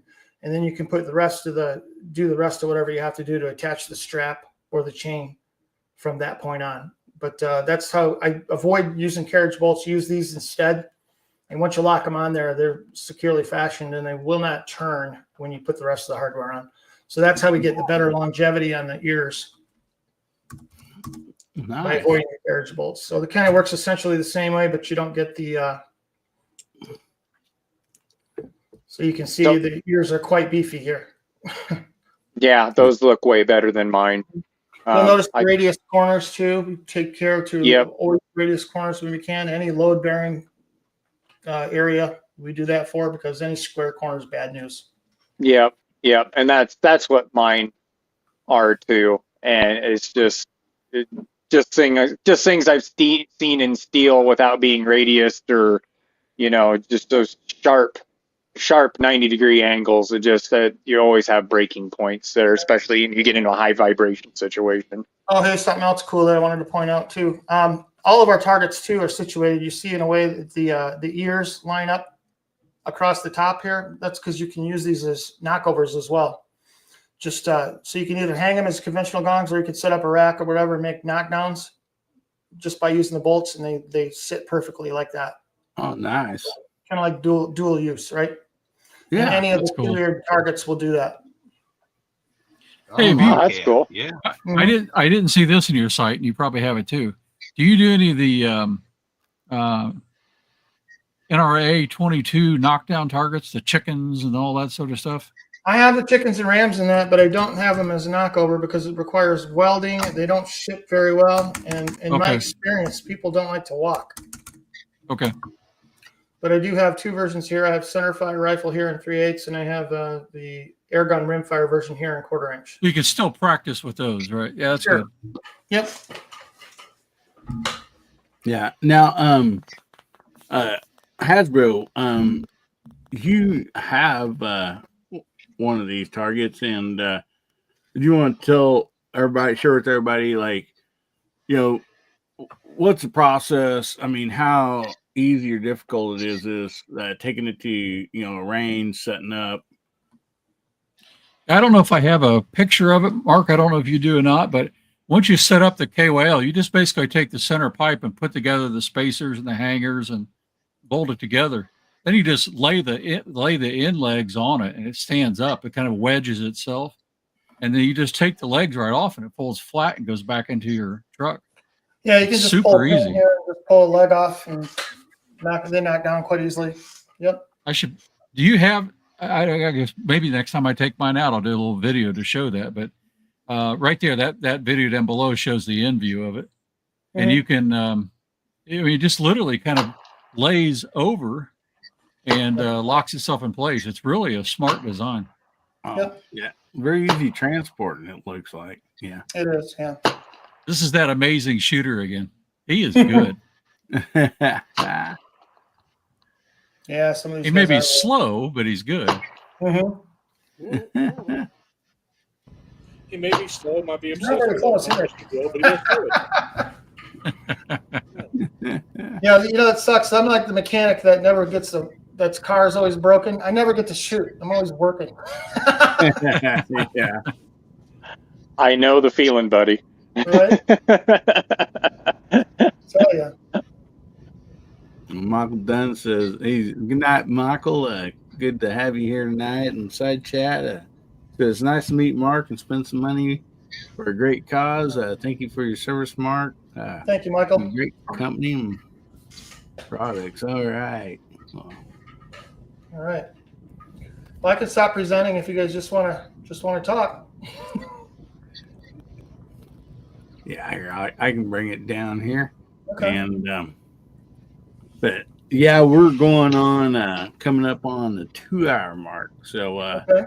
anyway, we'll probably work our way out of the show tonight because I do know, a lot of people got to get up in the morning and all that.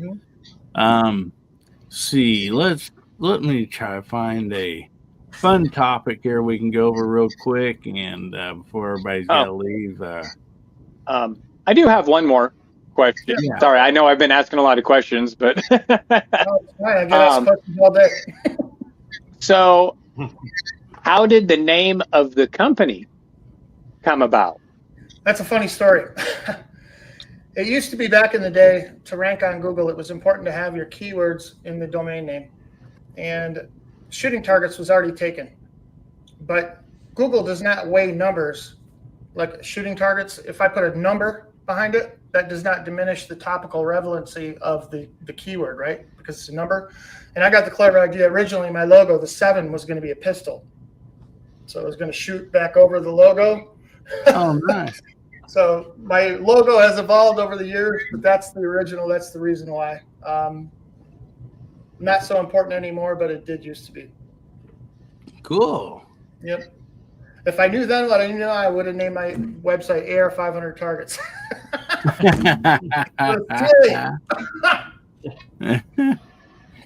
Oh man. So let's do. I think this might be a fun topic for everybody, real quick. Right here. What's your favorite kung fu style karate movie or TV show? Because I know we've all, most of us, I assume, is stayed up late at night, and some was it Masterpiece Theater or something was on, and they always show some of those shows, or maybe somebody's like the more of a modern day style person or movie.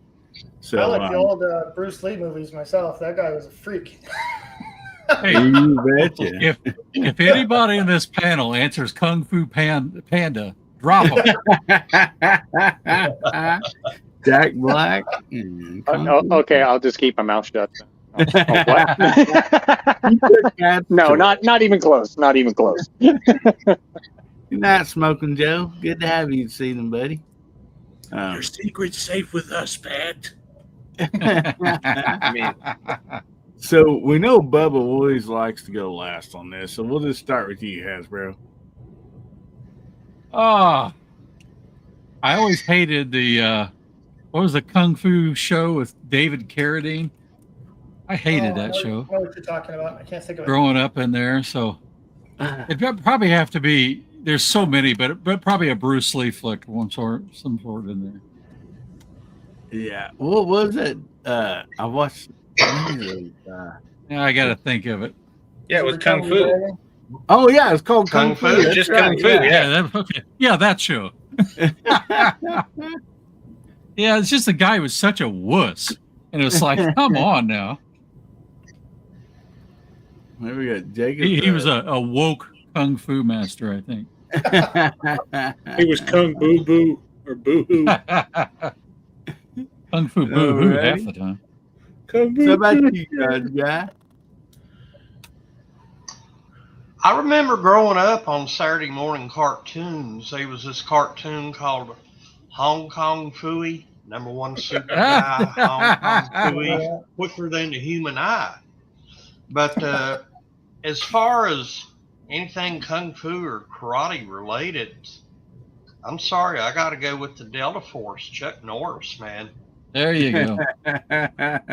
Yeah, both his on eBay. It's probably been about 20 years, and I still have these DVDs, and I've taken care of them with kid gloves. It was called the American Hero Chuck Norris Collection.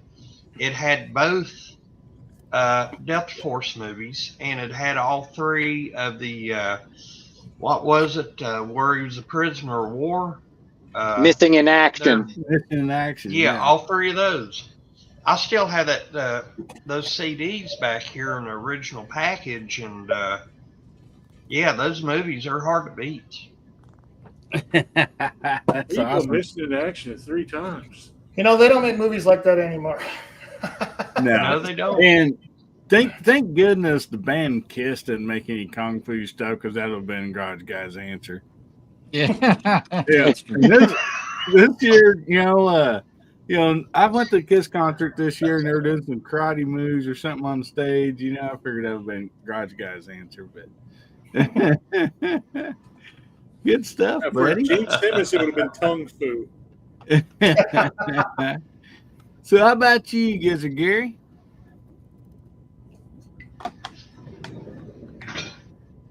Did the gizzard fall asleep?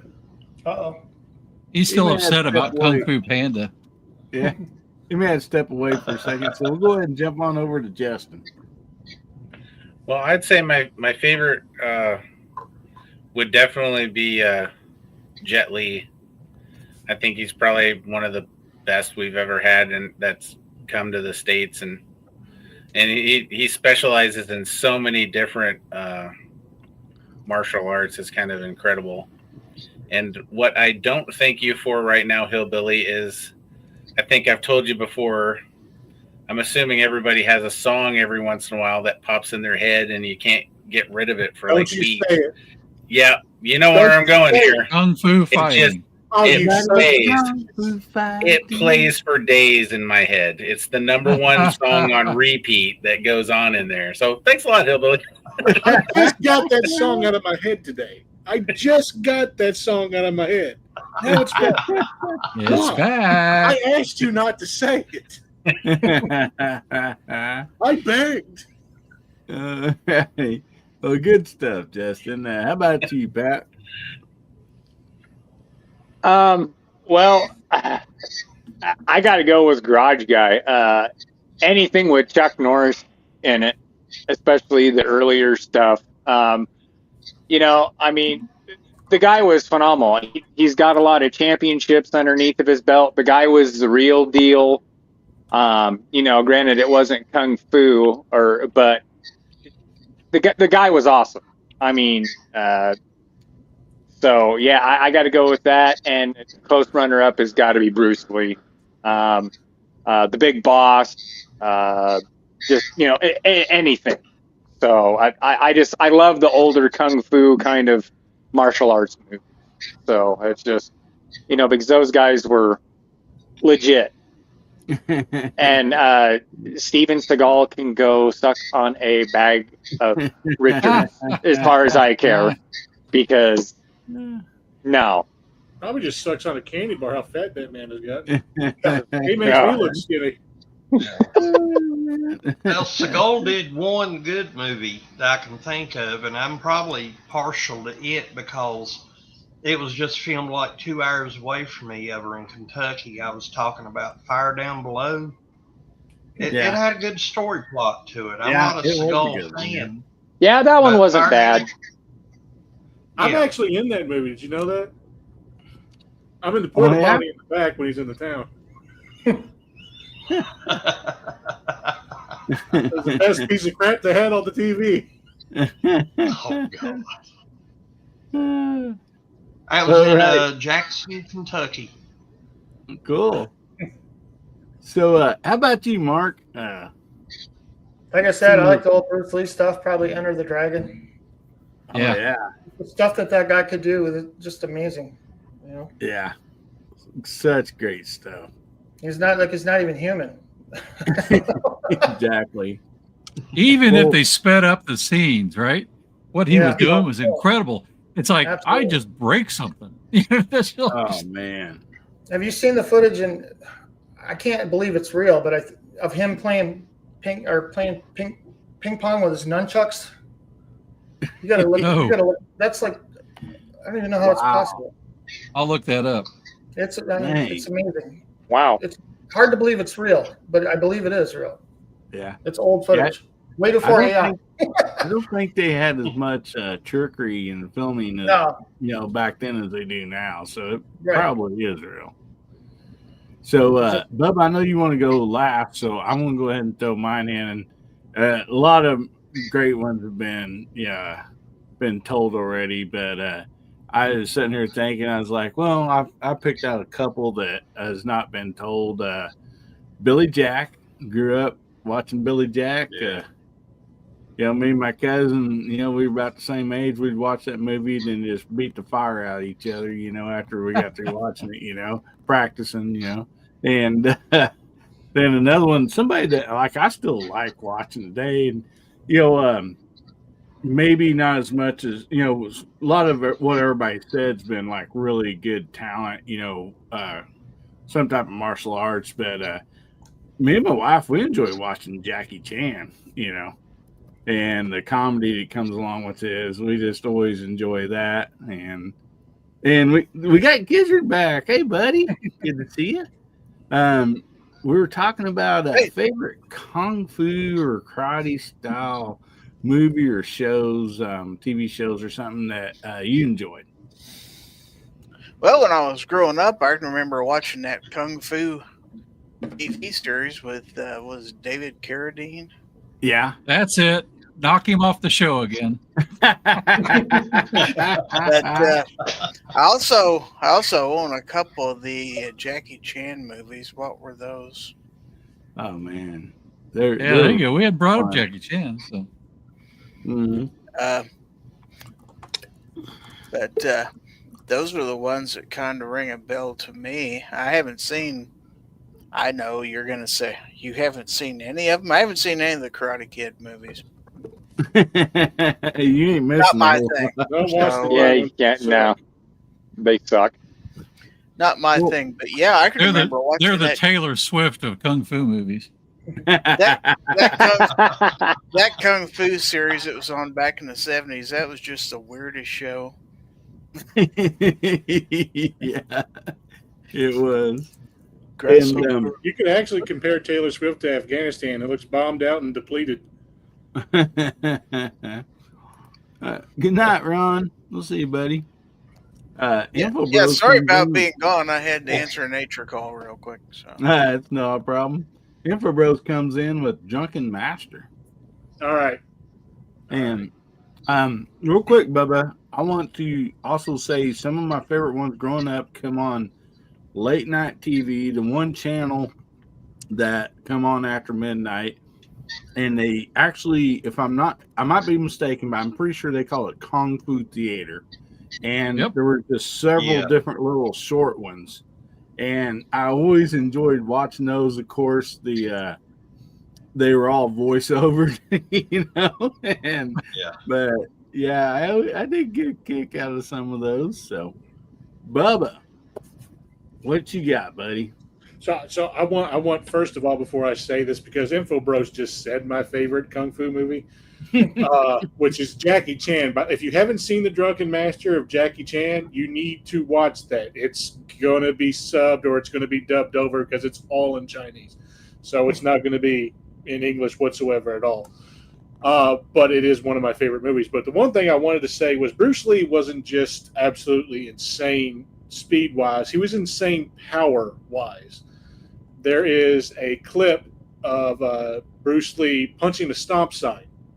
All right? They had this stop sign-shaped thing up. And they asked him to punch, and they was going to record and see how fast he hit. He struck the stop sign 5 times in a half a second. Wow. Not only did he hit it 5 times in a half a second, he used enough force to dent every last one of his punches into that sign. Wow. Jet Li would not survive a fight with him. Chuck Norris, I'm sorry, would not survive a fight with him. Jackie Chan might stumble backwards and flip backwards and like somehow survive. But none of them, nobody could compete with Bruce Lee. Yep. Nobody. Not somebody that can strike that fast, that hard. It's impossible. Quite the legend, no doubt. Mhm. But yes, Drunken Master is my favorite kung fu movie. After that would have to be The Game of Death with Bruce Lee. That was a good one too. No Abbott and Costello kung fu No, movies? no, Abbott and Costello did have a boxing movie though, so I mean that's kind of close.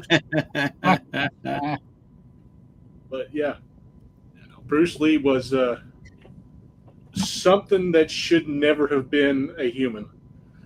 It was just that fast. He could have given a mantis shrimp a run for its money. Yeah. The 1-inch punch. Yeah. Yep. I think he's the only one that actually could actually do the 1-inch punch and be actually real. Mm-hmm. My goodness. Well, man, what a great show tonight. I want to thank Mark from Shooting Thanks, Target everybody. 7 for being on here tonight. Really appreciate you coming on. And Appreciate you having me. yeah, honestly. And so also to go back to Hasbro on his challenge, he will be giving away one of these targets from Seven Targets, Shooting Target 7 as a prize. And so you know, that's awesome, Hasbro, that you're doing that. And then That's partially me, but mostly Mark. He's really jumping in and helping on this one. So yes, I appreciate that. Appreciate you back. Thank you. We're also going to give away one of these from Mark, right there, Home of the Brave LED sign. Now, sorry, this one stays with me, but I got this one to give away. So second place is going to get one of these. First place will get the KYL. Last place, they'll get the Daisy Red Ryder BB gun. Awesome. Yeah, And who knows? I might even throw some of the hanging targets in there I bought. I don't know. I've got a lot I got to set up yet. Mark, I have 3 boxes I haven't cut into yet from you. I got to get them outside and get them using. Right? Because he keeps throwing these sales up there, and it's like I can't resist. Good deal. Glad to hear that. Yeah, they probably just got your address wrote on the wall there in the shipping department. Right next to Brian and well, ATF Hasbro. I have another quick question for you since you're here. I know this would be smaller size, so it would be something that maybe you could run through a computer and come up with a deal. But do you do anything custom? Like if someone were to call in and say, I want this type of an image, could you, like I said, as long as it isn't giant, I would assume. I could, but it gets expensive because the laser rate is so expensive. It's $350 an hour. So by the time I make a nest up and pull a sheet off and put a sheet up, we're already at like $60. It's just the way it is. I contract out the majority of my cutting now, and it's $350 an hour. Wow. Yep. It's a very fast laser. It's the best laser money can buy. It's a 30 kilowatt fiber laser. It's amazing. But that kind of power and speed costs money. So That sounds odd. Yeah, it's amazing. You should see it cut. There's a video of it on the site. But yeah, those things are wicked. For that reason, it's just not economical. I mean, if you wanted 10 of them, maybe. Okay, yeah. Well, it's funny you say about power and speed costs money. That's what Bubba puts on his resume when he's looking for jobs. I don't even tell them that. I just say, as long as you've got a working toilet, I'm there. It won't be working after I come there, but it as long as you got one. Oh my goodness. Well, again, thank you so much for being here, Mark and Hasbro. Thank you so much for introducing Mark to us. And yeah, thanks, Mark, for coming. Yeah, we really appreciate it. And so once again, everybody, if you go over there and get something from Shooting Target 7, you can use the discount code Hillbillyup and get 15% off. And so save yourself a little bit of money. And with all the cool stuff over there between the lights and the targets and everything, it makes them, great Christmas gifts for either yourself or, a loved one. So Yep. make sure you go check that out. And I also want to thank the VIPs for sponsoring the giveaway. I really appreciate each and every one of them. And we've been running so late. Most usually we go through and see what everybody's got coming up. But I'll tell you guys, go check out each one of these people. Check out their channels. Always great stuff coming up between live streams and then just, great videos put out. So, please go over and check them out. Do yourself a favor, subscribe, and really appreciate you all so much for being here. And let's go ahead and end this thing. We'd like to leave you all with this. Remember, God, family, and country, and make somebody's day better, will you? And before I forget, don't forget, I almost forgot, we have DM Foss coming up later. So make sure you check out DM Foss's show. So, good Lord's willing, the creeks don't rise. We'll be seeing you all again. We love you, Hillbilly Nation. Everybody say goodbye.